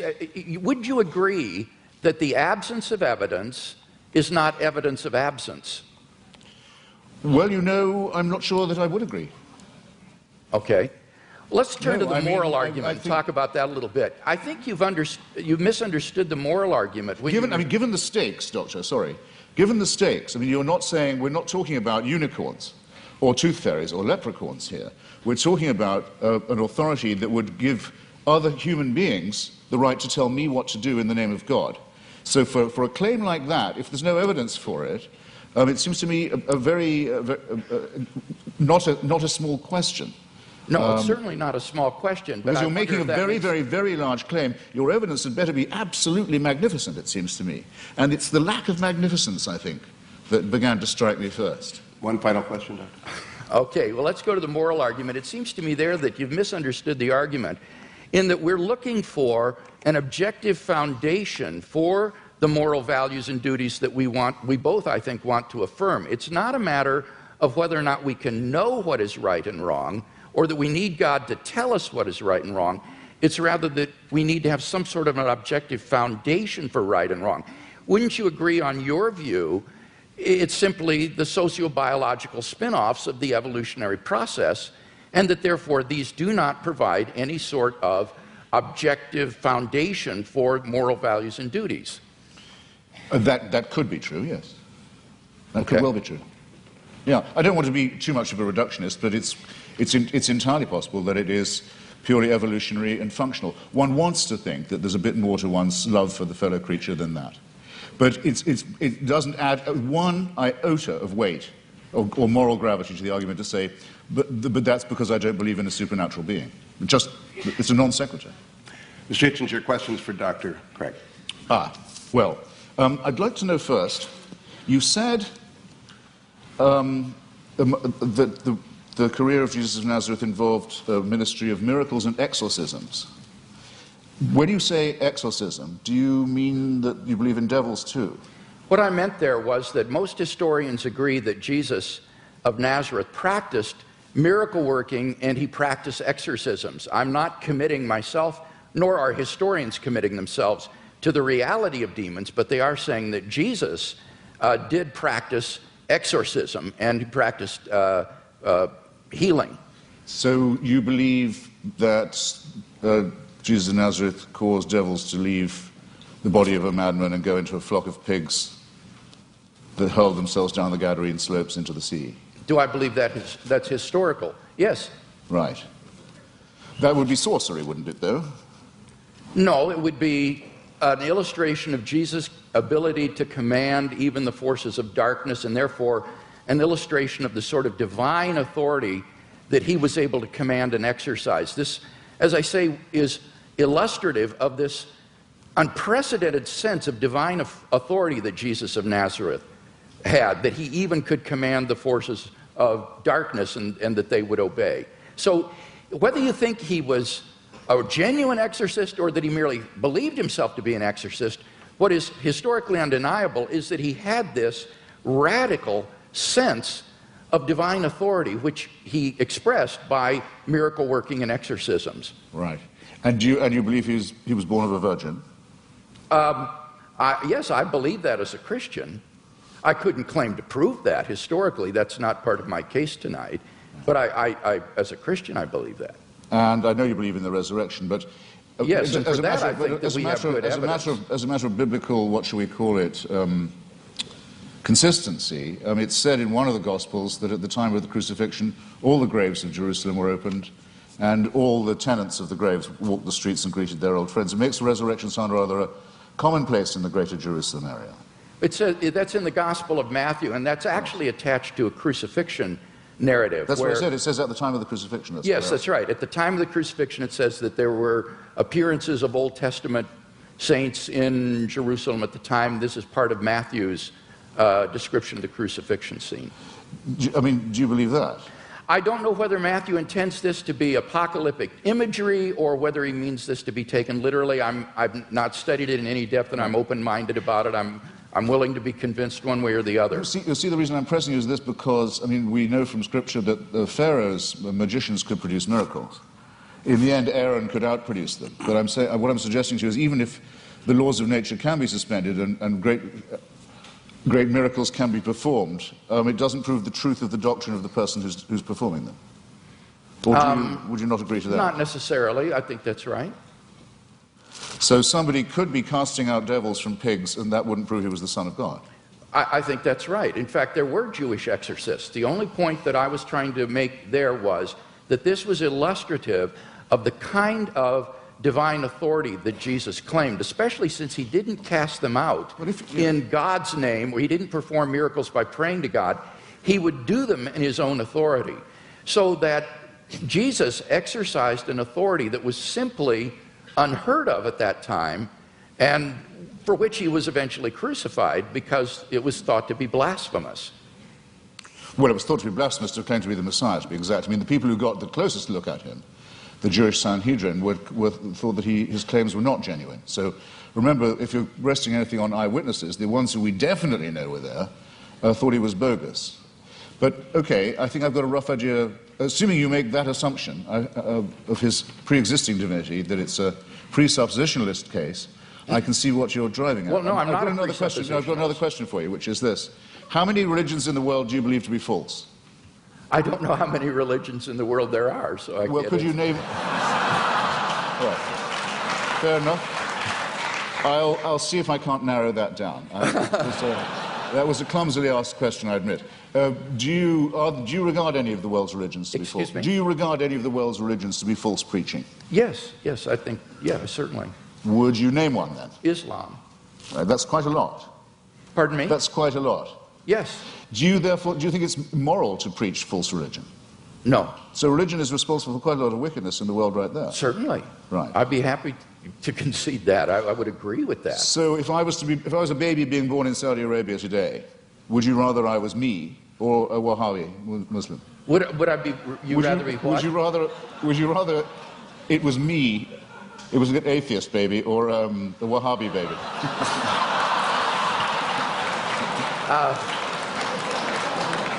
I don't have any preference as to whether you would. Very good. As bad as that. Okay. I've only got a few seconds. It's a serious question. I shouldn't squander it. Are there any Christian denominations you regard as false? Certainly. Could I know what they are?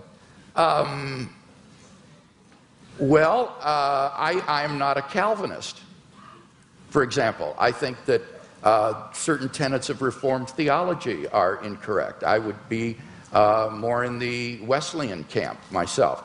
But these are differences among brethren. These are not differences on which we need to put one another in some sort of a cage. So within the Christian camp, there's a large diversity of perspectives. I'm sure there are views that I hold that are probably false. But I'm trying my best to get my theology straight, trying to do the best job, but I think all of us would recognize that none of us agree on every point of Christian doctrine, on every dot and tittle. Before Mr. Hitchens succeeds in launching another series of religious wars among Christians, let's get to the... Let's get to the responses. 7 minutes are each. Dr. Craig, it is your 7 minutes. Okay.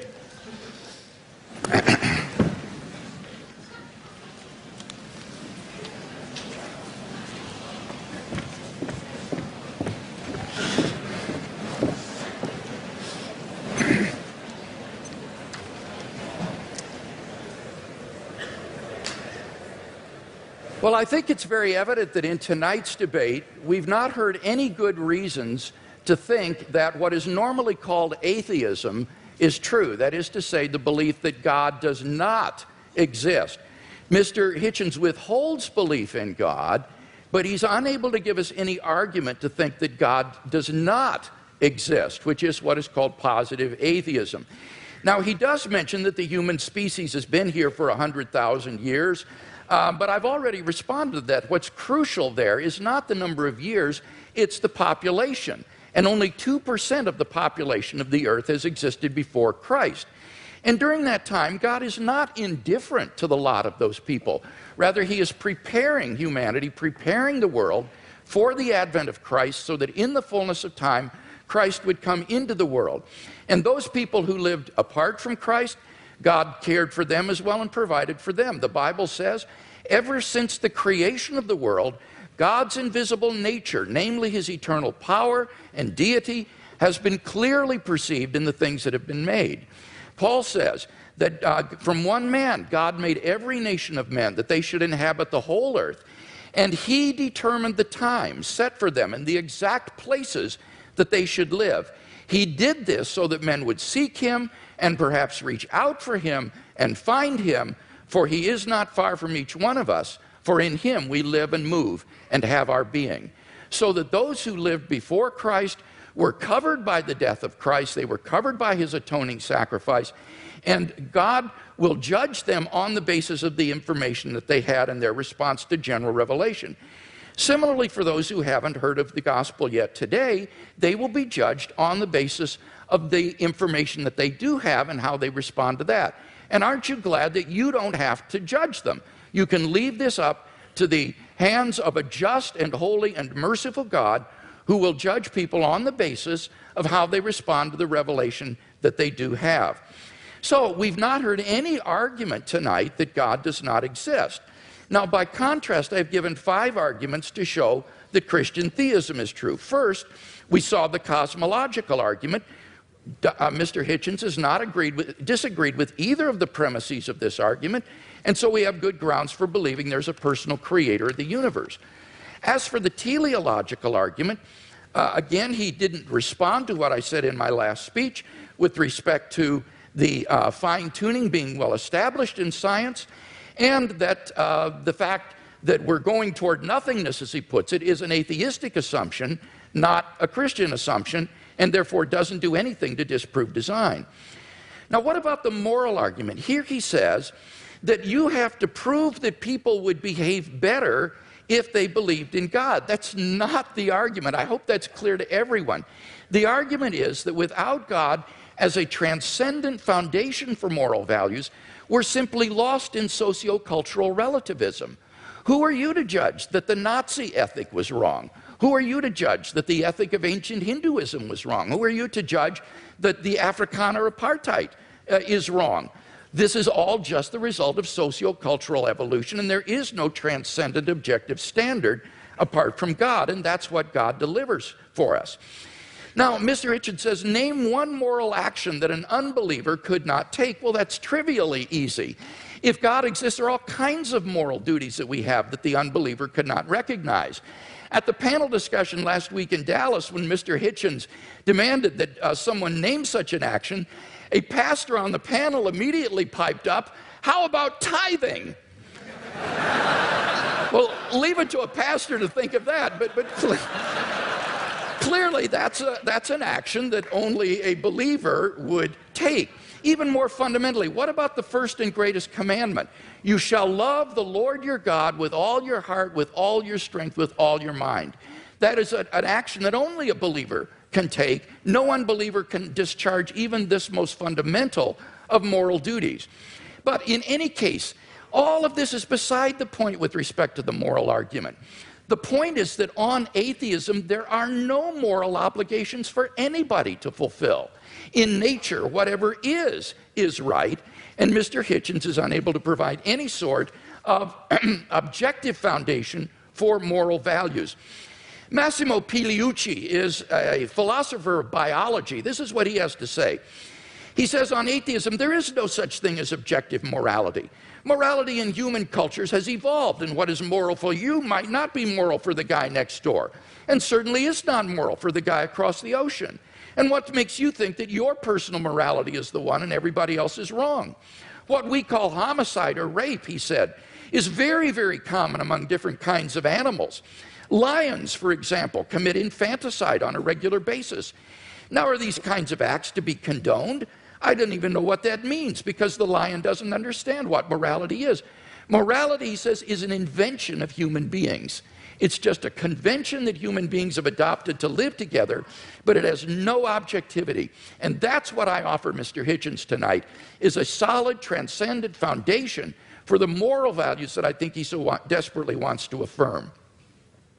What about the resurrection of Jesus?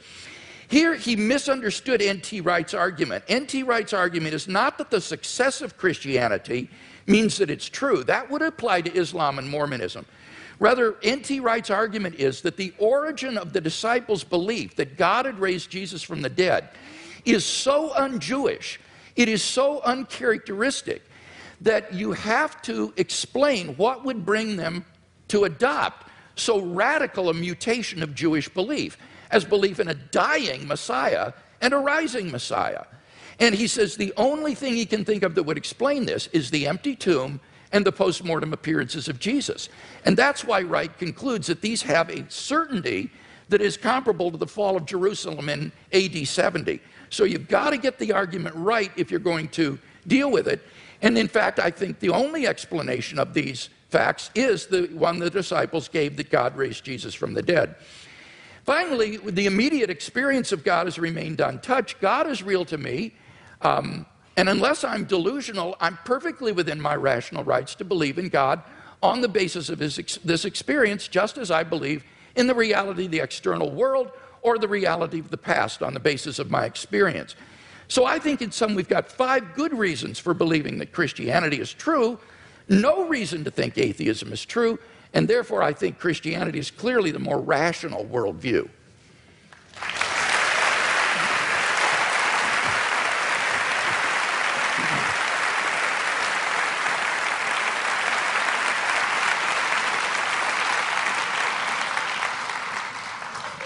I think it's, you'll correct me if I'm wrong, it's Tertullian, isn't it, who says something like, it's variously translated, credo quia absurdum, that the very improbability of the thing, the very unlikelihood of it, the unlikelihood that anyone would fabricate such a thing, for example, that a Jew could be brought to believe something so extraordinary, is testimony to its truth. I'm sure there can't be anyone who doesn't think that's a little too easy, a little too facile. I myself, for example, have followed the career of a woman known vulgarly in the media as Mother Teresa, an Albanian named Agnes Bujashu, a Catholic fanatic operating in the greater Calcutta area. And I watched every stage of her career as a candidate for, and then the recipient of, beatification and shortly canonization. The canonization will require, and as the Vatican demands, the attestation of a miracle performed by her posthumous intercession. And the miracle's already been announced. A woman in Bengal, fortunately already a devout Catholic, by pressing a medal of Mother Teresa to her stomach, made a tumor go away, or so she says. All the witnesses to this have since recanted. All the doctors have given a much better explanation of how she was cured, of the swelling and the growth and what the medicines were and so forth, but they're still stuck with it. They have to go ahead with this process because, which will lead to countless untold suffering in India, because it will appear to license the bogus charlatanry of shaman medicine and intercessory medicine rather than the real thing. All of this will have to be gone through, this awful display, in the name of faith. And I just happen to have watched it at every stage, and I can tell you, it's depressingly easy to get a religious rumor started. You can count on an enormous amount of pre-existing credulity among illiterate, frightened, ill-educated populations. There isn't a literate, written down, properly attested witness of any real sort in the Gospels. It is, and you may as well admit it and stick to it because it's what you're good at, it involves an act of faith. Second, on the matter of my moral question, yes, it's true that Doug Wilson said that tithing was something I couldn't do, but then, I'm not moving the goalposts here, I don't think I'd regard giving all my money to the new St. Andrew's Church as a moral act. The only challenge that I've had so far that I really couldn't get out of, I should share it with you, was I was told, well, you couldn't do this. You couldn't say, Father, forgive them for they know not what they do. No, but nor could you, as people of faith. You wouldn't dare. It would be blasphemy for you to do it. There's only one person who can do that, even on your account. So with respect, ladies and gentlemen, I think both my challenges stand. It hasn't been shown that I couldn't be a moral person despite my unbelief, and it has certainly not been demonstrated that unbelief will guarantee you against, the belief will, I'll say it again, that unbelief will ensure you against wickedness. You mentioned things like apartheid and Nazism. Well, let me just run it by you. Partly this often comes up because people say, what about the crimes and wickednesses of the secular world? The apartheid system in South Africa was actually a creation of the Dutch Reformed Church. It was justified theologically as the giving of a promised land to one Christian religious tribe, in which everyone else was supposed to be hewers of wood and drawers of water. It wasn't until the Dutch Reformed Church, under pressure, agreed to drop their racist preachments of many years that the apartheid system could be dismantled. The dictatorship in Greece in 1967 to 74 was proclaimed by the Greek Orthodox Church as a Greece for Christian Greeks. The Russian Orthodox Church at present, maybe this is one of the churches you don't recognize as Christian, I don't know, but it's currently become the bodyguard of the Vladimir Putin dictatorship in Russia. They are now producing, the Russian Orthodox Church, actual icons with halos around them of Joseph Stalin for distribution to extreme Russian nationalists and chauvinists for whom the church has become the spiritual sword and buckler. In Nazi Germany, prayers were said every year on the Führer's birthday by order of the churches for his survival and well-being. The first concordat signed by Hitler and by Mussolini in both cases was with the Vatican. If you take out the word fascist from any account of the 1920s and 30s, any reputable historical account, and you insert the words Christian right wing or actually Catholic right wing, you don't have to change a word of the rest of the sentence. And the third member of the Axis, the Japanese Empire, was led by someone who actually claimed he was himself a god, and to whom everyone in Japan was a serf and had to admit his godhead and divinity. And it was said to all of them, where would we know without the emperor? How would we know what to do? How would we know what a right action was? Without him, there would be screwing in the streets. There would be chaos. No one would know their bearings. Without our God, we would be rudderless. Many Japanese people, in fact, it's pitiful to report, still actually believe that. Now, I want to say, in other words, that religion is the outcome of unresolved contradictions in the material world. That if you make the assumption that it's man-made, then very few things are mysterious to you. If you make the assumption that religion is man-made, then you would know why, it would be obvious to you why, there are so many religions. When you make the assumption that it's man-made, you will understand why it is that religion has been such a disappointment to our species, that despite innumerable revivals, innumerable attempts again to preach the truth, innumerable attempts to convert the heathen, innumerable attempts to send missionaries all around the world, that the same problems remain with us, that nothing is resolved by this, that if all religions died out, or all were admitted to be false, instead of, as all believers will tell you, only some of them are false. In other words, we're faced with the preposterous proposition that religion are either all of them true, or none of them true, or only one exclusive preachment is true. And none of these seem to me coherent, and all of these seem to be the outcome of a man-made cult. Assume that all of them were discredited at the same time, all of our problems would be exactly what they are now. How do we live with one another? Where indeed do morals and ethics come from? What are our duties to one another? How shall we build the just city? How shall we practice love? How shall we deal with the baser, what Darwin called the lowly stamp of our original origins, which comes not from a pact with the devil or an original sin, but from our evolution as well. All these questions, ladies and gentlemen, would remain exactly the same. Emancipate yourself from the idea of a celestial dictatorship, and you've taken the first step to becoming free. Thank you.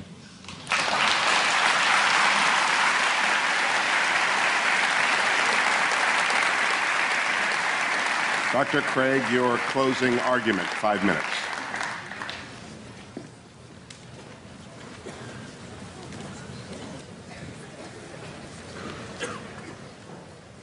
In my final speech, I'd like to try to draw together some of the threads of this debate and see if we can come to some conclusions. First, have we seen any good arguments tonight to think that God does not exist? No, I don't think we have. We've heard attacks upon religion, Christianity impugned, God impugned, Mother Teresa impugned, but we haven't heard any arguments that God does not exist. Mr. Hitchens seems to fail to recognize that atheism is itself a worldview, and it claims alone to be true, and all the other religions of the world false. It is no more tolerant than Christianity with respect to these other views.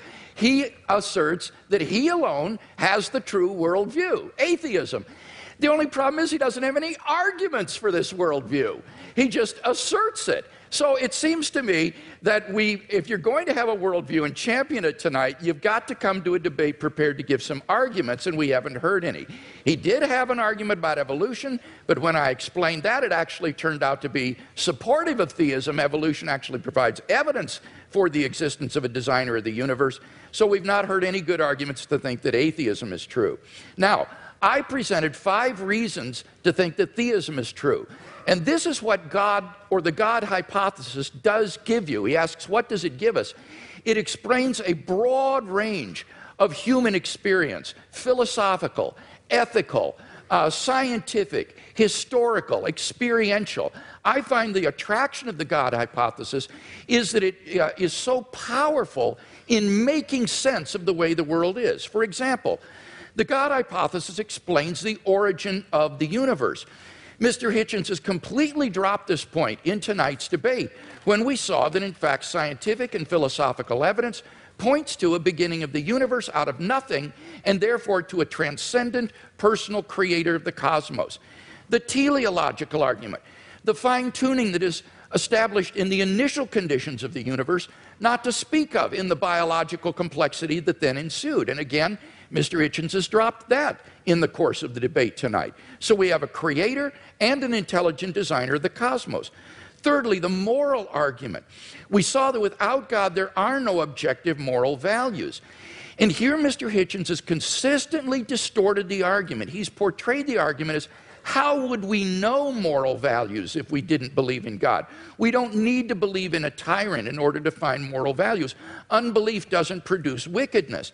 That is all irrelevant. The point is that there is no foundation on a naturalistic worldview for the moral values and duties that we both want to affirm. And he agrees with that. This is what he says, and I quote. He says, our innate predisposition to both good and wicked behavior is precisely what one would expect to find of a recently evolved species that is half a chromosome away from chimpanzees, primate, and elephant, and even pig societies show considerable evidence of care for others, parent-child bonding, solidarity in the face of danger, and so on. As Darwin put it, any animal whatever endowed with well-marked social instincts would inevitably acquire a moral sense or conscience as soon as its intellectual powers had become as well developed as in man.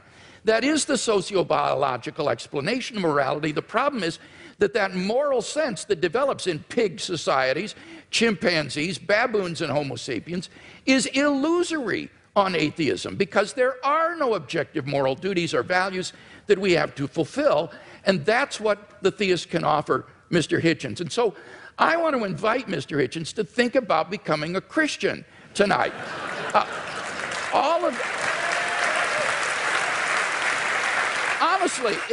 Honestly, if he is a man of goodwill who will follow the evidence where it leads, all of the evidence tonight has been on one side of the scale. And he wants to affirm objective moral values, so why not adopt theism?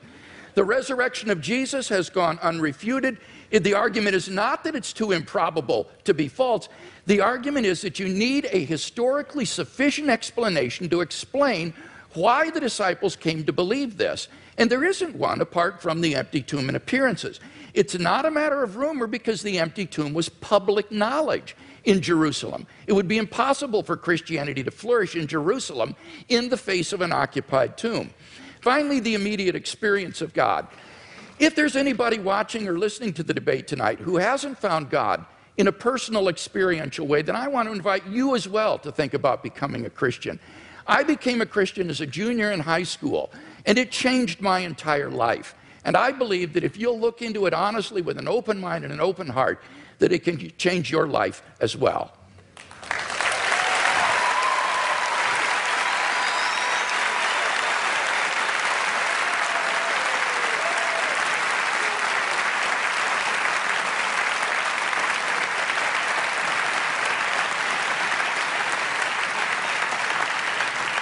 Mr. Hitchens has yielded his time, and therefore we move to questions, and we are directing those questions to students tonight. I want to repeat something Dr. Hazen said: there are stupid questions. I want to add to it, we are uninterested in your opinions, only your questions matter to us. I don't know where the microphone is. Can we hear the first question? Each participant will answer every question. Dr. Craig, Mr. Hitchens, thank you so much. It's been great listening to you both. My question is for Mr. Hitchens. Mr. Hitchens, in your book, God is Not Great, you say that, quote, there are 4 irreducible objections to religious faith, end quote. The third being that religious faith, quote, is both the result and the cause of dangerous sexual repression, end quote. So here's my question for you. Is it good that the Bible prohibits humans from having sex with animals? Or is that an example of dangerous sexual repression?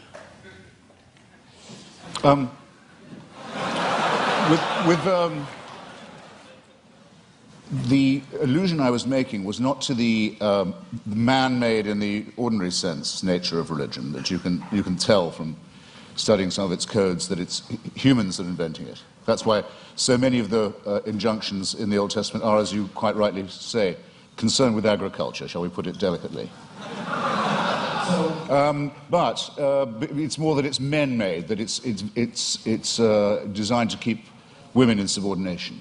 But could you answer the question? Do you think the Bible is right to prohibit humans from having sex with animals?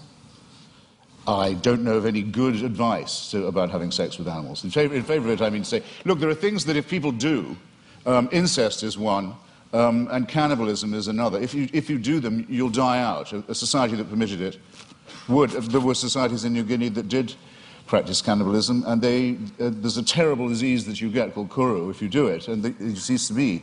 If you like, there are some rules that are self-enforcing. That's not what when I was talking about sexual repression, I was talking about the enormous number of prohibitions on sex between men and women, and on the evident fear of female sexuality, and the superstitious dread, for example, of female menstrual blood. Things of this kind. Dr. Craig, your assessment of that question and answer. Well, I think the question illustrates that apart from God, whatever is in nature is right. There is no thing barred in nature if there is no sort of objective moral code. So the question is a good one because it illustrates that here is a guideline for sexual expression that is very good for human beings and not something that's meant to be repressive or harmful to human beings. In fact, the studies I've seen says that religious people have more fun with sex than people who are not religious, and it's actually shows that they are more sexually satisfied in marriage and so forth. So I think the question makes a good point. I think I have to have another bite at this.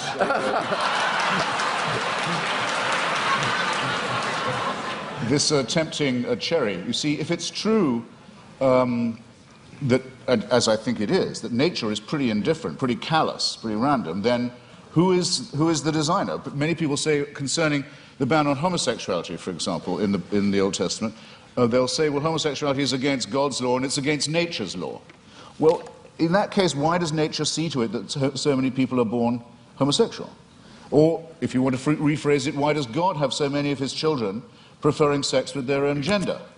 It doesn't help. It doesn't, in clarifying and elucidating this, it doesn't help to assume a supernatural authority. Whereas, if you look at the reasons given by Maimonides and the other sages for the practice of circumcision, it is precisely to dull and to blunt the sensation of an organ which I don't think even, well, I'll leave it there.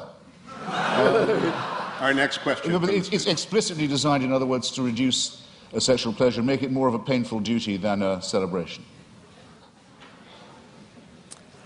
Well, you asked for it.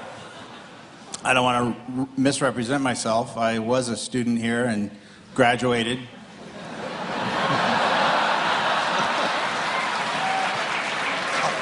Somewhat by the skin of my teeth, but Mr. Hitchens, you stated that some of your most strongly stated arguments are that the results of religion, violence, death, destruction, the motivation being religion, discredit those who would promote a belief in God.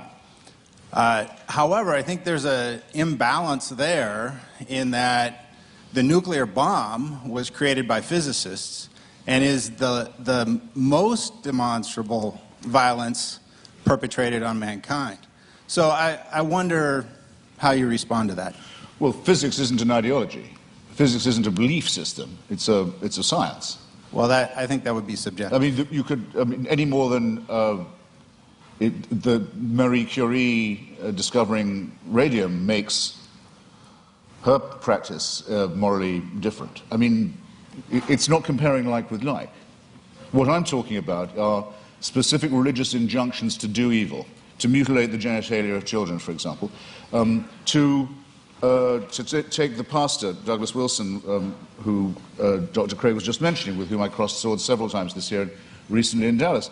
I happened to be mentioning to him about the commandment to exterminate the Amalekites in one of our debates, and he said that commandment is still valid. If there were any Amalekites, it would be his job to make sure that they were all put to the sword. And some of the virgins left over for slavery, purposes better imagined perhaps than described. I think this is a very serious problem. I'm not taking refuge in the commonplace that sometimes religious people behave badly, that would discredit religion. That would be a very soft option. I'm saying there are specific biblical, scriptural injunctions to do evil. Dr. Craig, in that regard, those who are announced atheists who have done evil in the world, particularly in the last 20th century, the Marxists, the Trotskyites, the Stalinists, have they done more damage in your view and more evil than the Christians? Well, this is a debate, Hugh, that I don't want to get into because I think it's irrelevant. I as a philosopher, and I mean this, am interested in the truth of these worldviews more than I'm interested in the social impact. And you cannot judge the truth of a worldview by its social impact. That's just irrelevant. Bertrand Russell, in his essay, Why I'm Not a Christian, understood this. Russell said, you cannot assess the truth of a worldview by seeing whether it's good for society or not. Now, the irony was, when Russell wrote that back in the 20s, he was trying to refute those who said that you should believe in Christianity because it's so socially beneficial to society. It was just the mirror image of Christopher Hitchens' argument, where saying you shouldn't believe in it because it's socially detrimental to human culture. But I think Russell's point cuts both ways because it's a valid point. You can't assess the truth of a worldview by arguing about its cultural and social impact. There are true ideas that may have had negative social impact, and therefore we have to deal with the truth of these, the arguments for and against them, and not get into arguments about has Marxism or Chinese communism been responsible for more deaths than theism in the 20th century. No, I completely concur with what you say there. I mean, I just wanted to say that I think that those commandments are injunctions to do evil, but I would much prefer to say that the tribe that thought it was hearing these instructions from God to kill all of its rivals, exterminate all its rivals for the Holy Land, might possibly have had, I think it's overwhelmingly probable it did have, a need to seek and claim divine approval for the war of greedy extermination, annexation, and racist conquest that it was going to undertake anyway. In other words, I don't think there was an authority issuing that commandment, whether it was morally good or otherwise, as a matter of the truth. But I would add, and I think the concession is very well worth having, that there is absolutely no proof at all that Christianity makes people behave better. Now, wait a minute, I didn't concede that. What I said, I wasn't going to argue that because it's irrelevant, but by no means did I concede that. And I do appreciate as well the way you framed the issue about the Canaanites. I think you're quite right in saying that this is not an issue about whether or not God exists. Rather, this is a question about biblical inerrancy.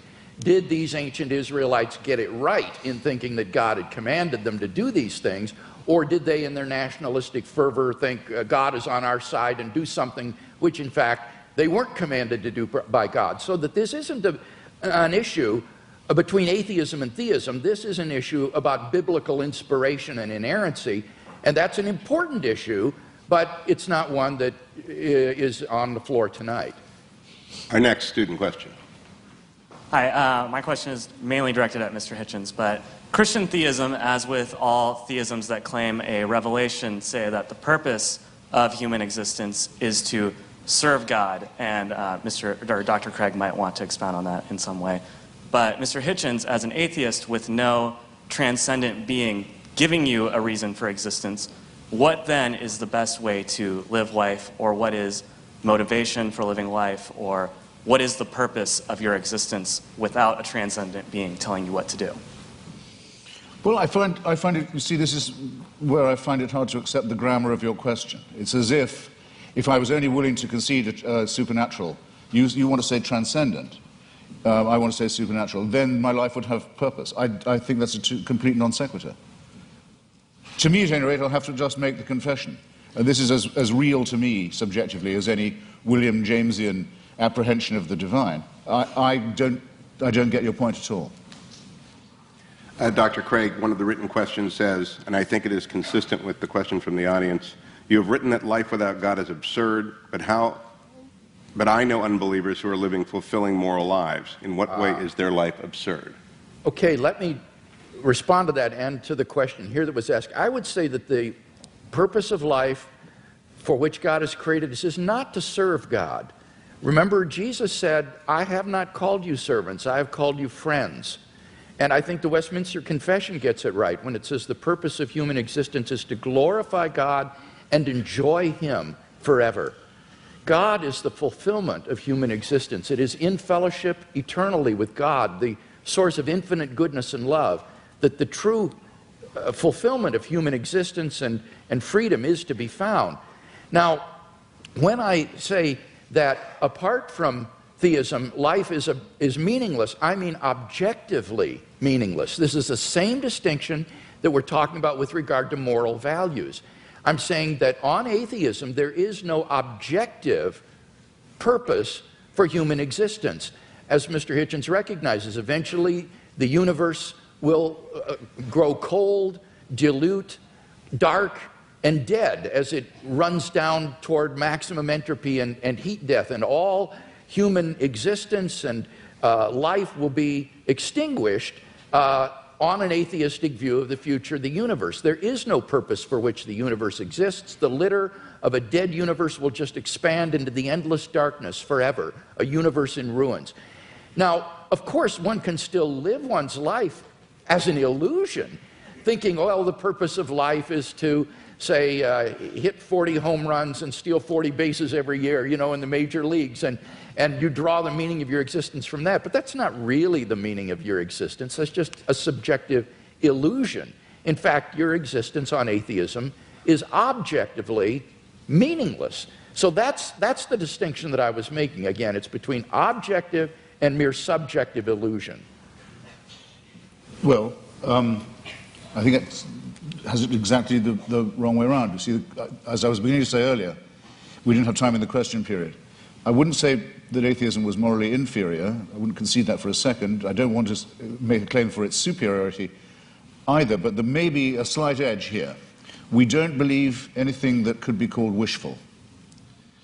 In other words, we don't particularly welcome the idea of the annihilation either of ourselves as individuals, the party will go on and will have left and we're not coming back, or of the entropic heat death of the universe. We don't like the idea, but there's a good deal of evidence to suggest that that is what's going to happen. And there's very, very little evidence to suggest that I'll see you all again in some theme park.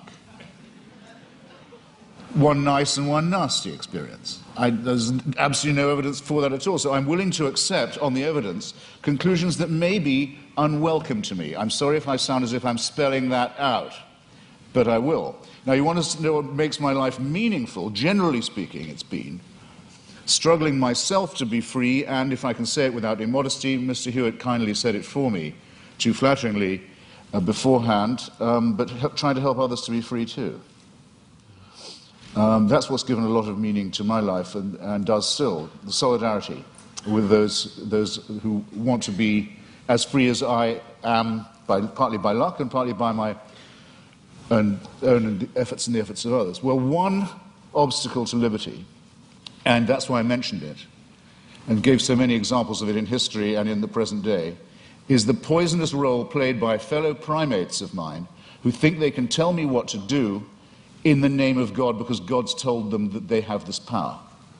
So that's one thing I'd like to be shot of right here in the here and now. And my suspicion is, if you really ask the religious where do they want power and what's the world they care about, the next one or this one, it'll be this one every time, because they too know perfectly well that this is the only life we've got.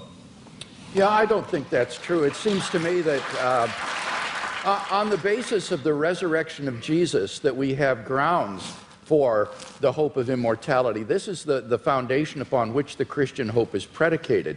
So again, it gets back to whether or not one has good grounds for thinking that Jesus was who he claimed to be and that God raised him from the dead. Because if he did, then there is hope of immortality.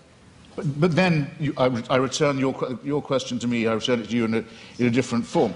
If there's going to be a resurrection, an ingathering, if in the end all injustices will be cancelled, all tears dried, all the other promises kept, then why do you care what happens in this brief veil of tears? Why do the churches want power in the here and now? Why do they want to legislate for things like abortion or sexuality or morality? Why bother? I mean, isn't it just as much the case, as Dostoevsky says about atheism, that without God all things are possible, that with God all things are thinkable too? Not at all.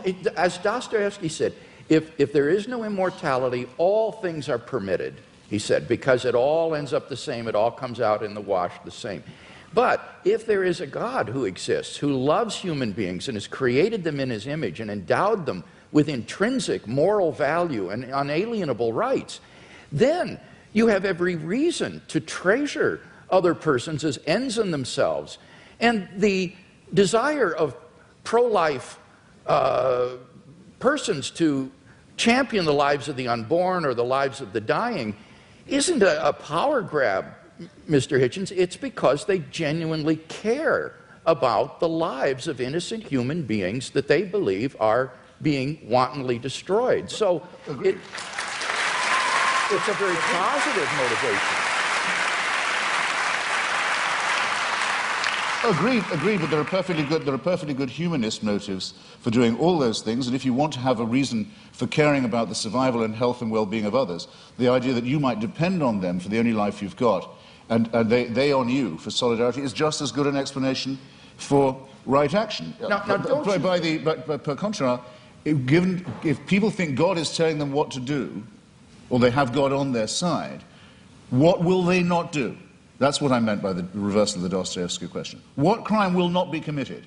What offense to justice and to reason and to humanity is not regularly committed by people who are convinced that it is God's will that they do that? If they commit such atrocities, it is only because they act inconsistently with their worldview rather than in line with it. Jesus would not have been a guard at Auschwitz or someone who would take away the human rights of another person. You need to ask what kinds of actions are sanctioned by a worldview.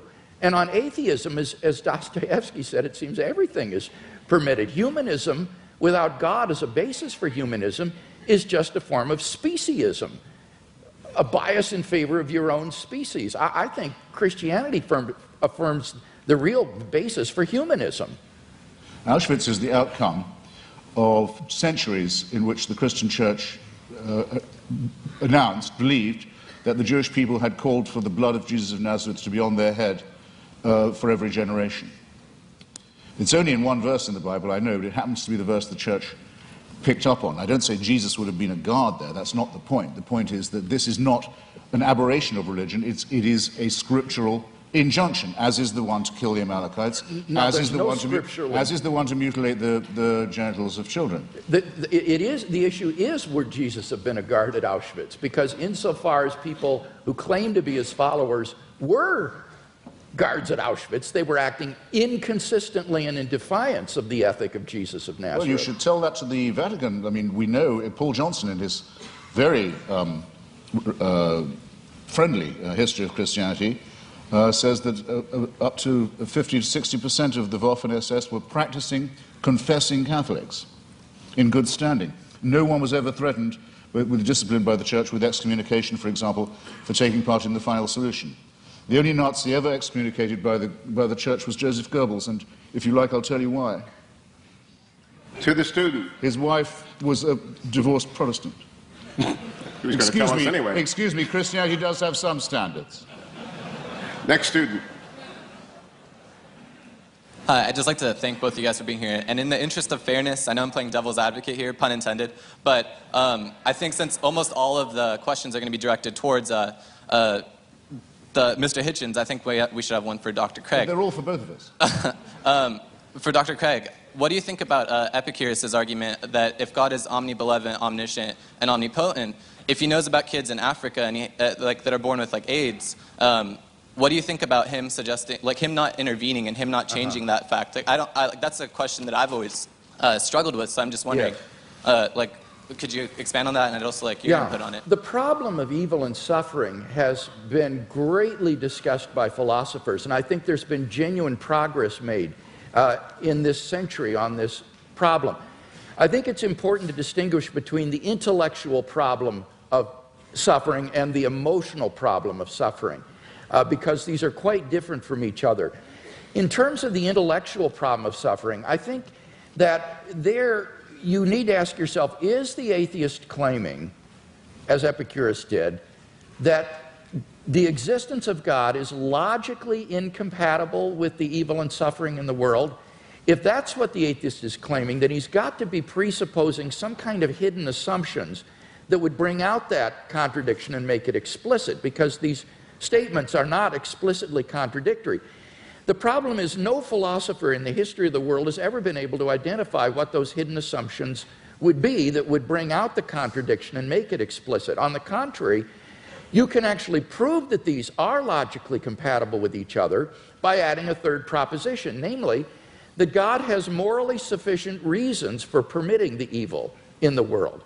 As long as that statement is even possibly true, it proves that there's no logical incompatibility between God and the suffering in the world.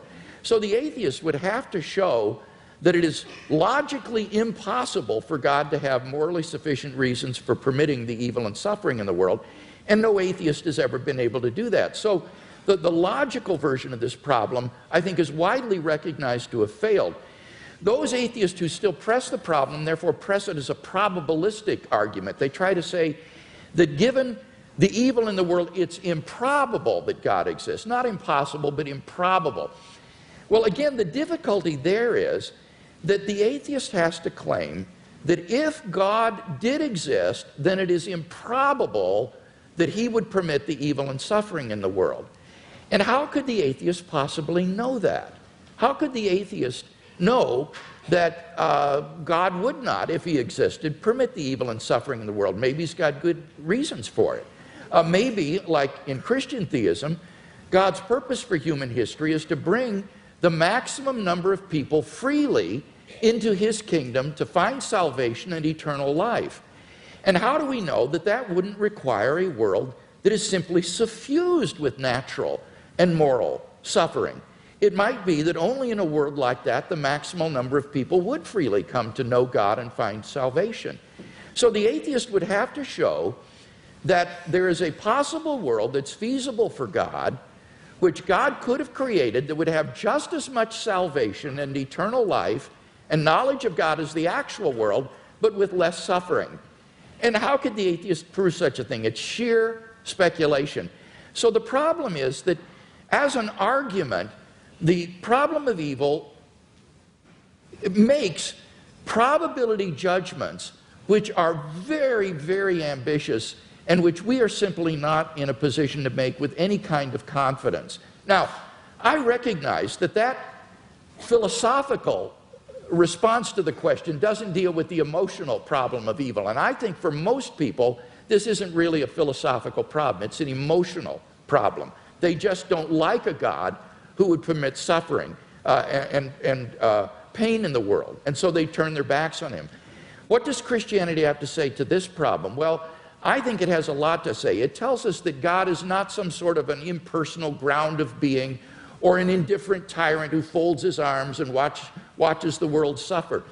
Rather, he is a God who enters into human history in the person of Jesus Christ.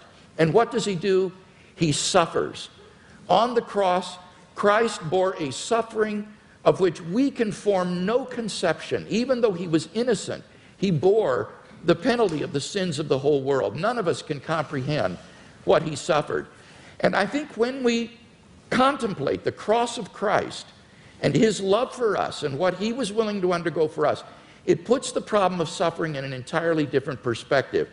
It means, I think, that we can bear the suffering that God calls upon us to endure in this life with courage and with optimism for an eternal life of unending joy beyond the grave because of what Christ has done for us. And he will give us, I think, the courage and the strength to get through the suffering that God calls upon us to bear in this life. So whether it's an emotional issue or an intellectual issue, I think ultimately Christian theism can make sense out of the suffering and evil in the world. As the clock winds down, I reserve the last question for myself, Mr. Hitchens. Just on the devil's advocate point, when the Vatican asked me to testify against Mother Teresa, I discovered, which I did, I discovered that the office of devil's advocate has been abolished now.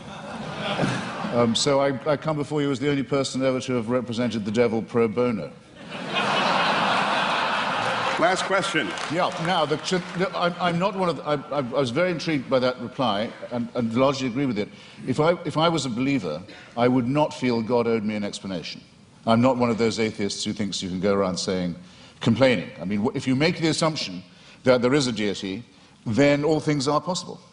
You just have to be able to make that assumption. At our debate in Dallas the other day, I mentioned the case of Fräulein Freisel, the Austrian woman who was imprisoned in a dungeon by her father for a quarter of a century and incestuously raped and tortured and kept in the dark with her children for 25 years. And I asked people to imagine how she must have beseeched him, how she must have begged him, and how the children must have, and how they must have prayed, and how those prayers went unanswered, and those beggings and beseechments went unanswered for 25 years. And Douglas Wilson's reply to me was, God will cancel all that, and all those tears will be dried. And I say, well, if you're capable of believing that, then obviously what that woman went through and her children went through was perfectly worthwhile. And her father was all that time, without knowing it, and apparently not particularly wishing it, an instrument of the divine will. And as I have said to you before this evening, had occasion to say, you're perfectly free to believe that if you wish. To conclude. I do. You could, Mr. Hitchens, you've got 4,000 people here, tens of thousands more watching. You could do the same exchange at Wheaton, at Westmont, at Azusa Pacific, at Point Loma, at Notre Dame, at every great Christian university in the United States. Why do you think so many people come out to see debates with accomplished people like Dr. Craig and you? It's a time for this great question to come up again. I think there are two reasons for it. One is the emergence of a very aggressive theocratic challenge in various parts of the world. We are about to see a long-feared nightmare come true, the acquisition of apocalyptic weaponry by a messianic regime in Tehran, which is already enslaving and ruining a formerly great civilization. We see the forces of Al-Qaeda and related jihadists ruining the societies of Iraq, of Afghanistan, Pakistan. We see Jewish settlers stealing other people's land in the name of God in the hope that this will bring on a messianic combat and the return of the Messiah. And even in our own country, we're not free from people who want to have stultifying nonsense taught to children in school and in science class. So there's that. It's in the news all the time. And then there's the existence of a very small group, of which I'm very proud to be a part, that says it's time to take a stand against theocratic bullying and is willing to go anywhere to debate these matters and put these great questions to the proof. So, and thank you for giving me the chance. Yeah,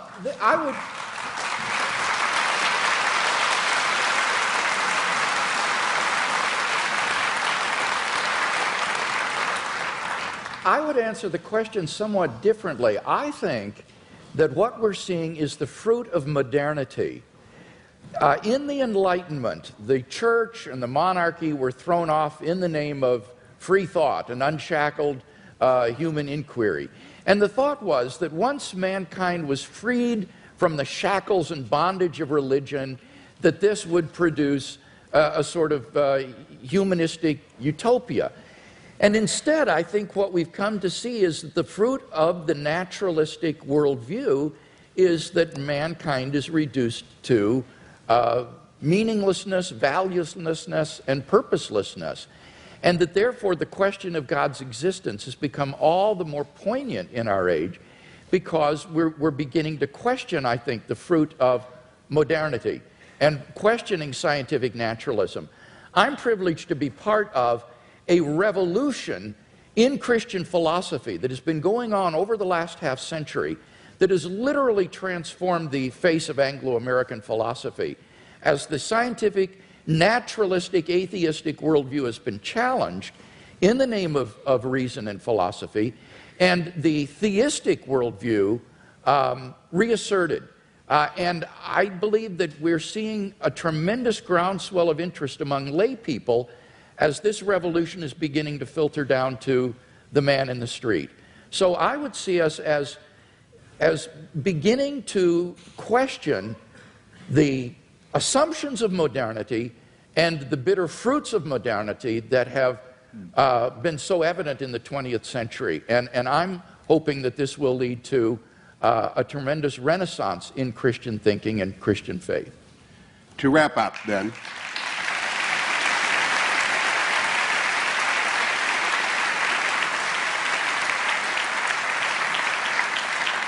five quick observations and some instructions. Number one, no good society prohibits debates such as this one.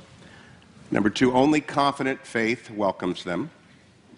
Only extraordinary universities stage them.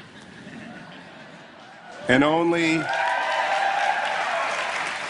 very accomplished scholars and intellectuals can make them interesting and entertaining. Please join me in welcoming and thanking our panelists.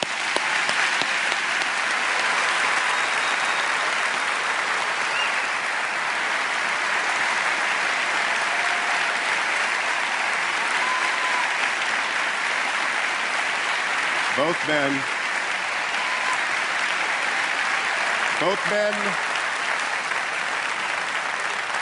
they did agree on one thing, which is that N.T. Wright is a very impressive man, I think Christopher Hitchens said. And therefore, to the viewing audience who might not know who N.T. Wright is, I recommend on Mr. Hitchens' strong recommendation that you get and read his books. I also want to tell you that I'm going to ask you to stay in your seats as our panelists exit stage right. There's a book signing. And I want to ask you, if you have a book, to stand in line. If you don't, please don't. And to recognize Mr. Hitchens has a 5 o'clock flight in the morning. So get your book signed. He loves to do that. But please don't ask him about his third cousin that you once met in Melbourne. Just let them get to talk to the book. So, gentlemen, I'm going to let you enter stage left here, and I'll hold them for a second. Thank you very much. Stay there so they can get around back.